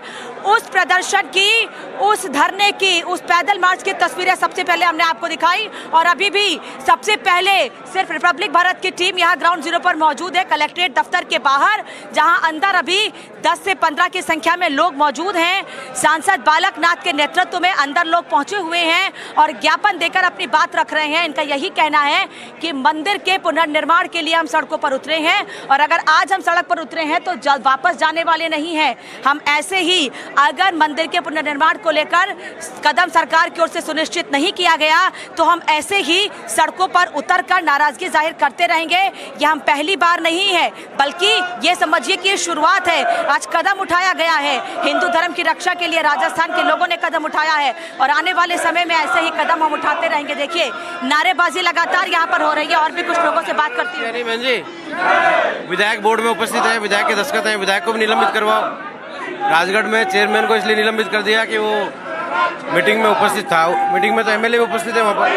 तो एमएलए को लेकर नाराजगी है। सुनिए जरा, नारेबाजी कैसे हो रही है? कर न सके वो सरकार निकम्मी है, जो सरकार निकम्मी है वो सरकार बदलनी है। हिंदू हित की बात करेगा वही देश पे राज करेगा, हिंदू हित की बात करेगा वही देश पे राज करेगा। अशोक गहलोत मुर्दाबाद, मुर्दाबाद, मुर्दाबाद। मंदिर वही बनाएंगे जो हिंदू हित की बात करेगा वही देश पे राज करेगा, हिंदू हित की बात करेगा वही देश पे राज करेगा। हिंदू एकता जिंदाबाद, हिंदू एकता जिंदाबाद, हिंदू एकता जिंदाबाद, सर्वे समाज एकता जिंदाबाद, सर्वे समाज एकता जिंदाबाद, सर्वे समाज एकता जिंदाबाद। लगातार नारेबाजी जारी है। यहाँ पर कलेक्ट्रेट के बाहर हम मौजूद हैं और बहुत बड़ी संख्या है लोगों की। महिलाएं भी आज सड़कों पर उतरी हुई हैं, महिलाएं भी यहाँ पर पहुंची हुई हैं। फिर सुनिएगा कैसे नारेबाजी हो रही है।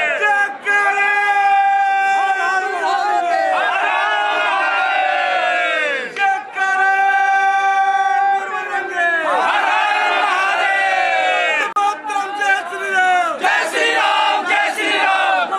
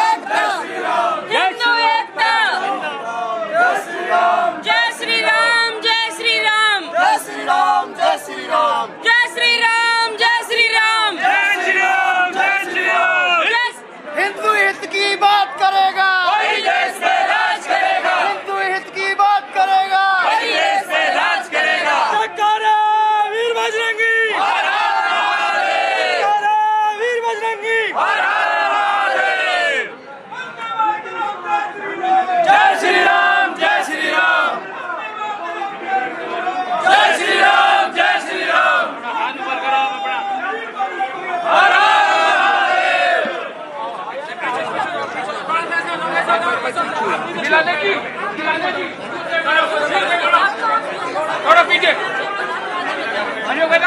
थोड़ा पीछे, तब चल जाओ।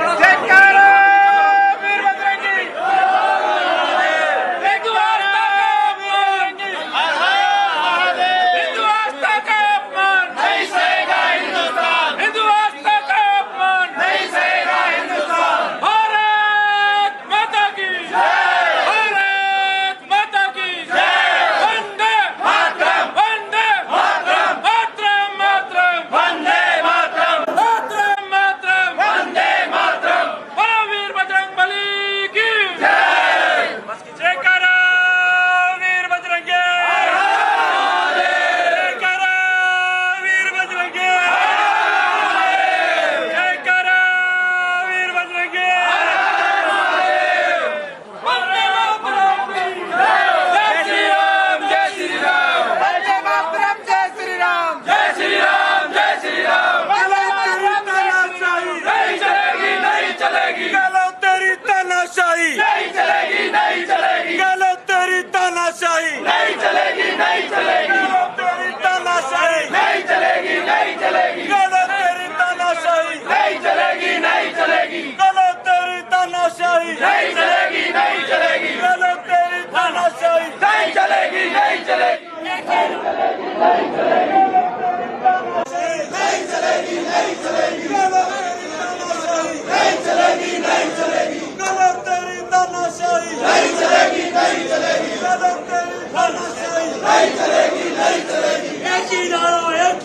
जय श्री राम, जय श्री राम, जय श्री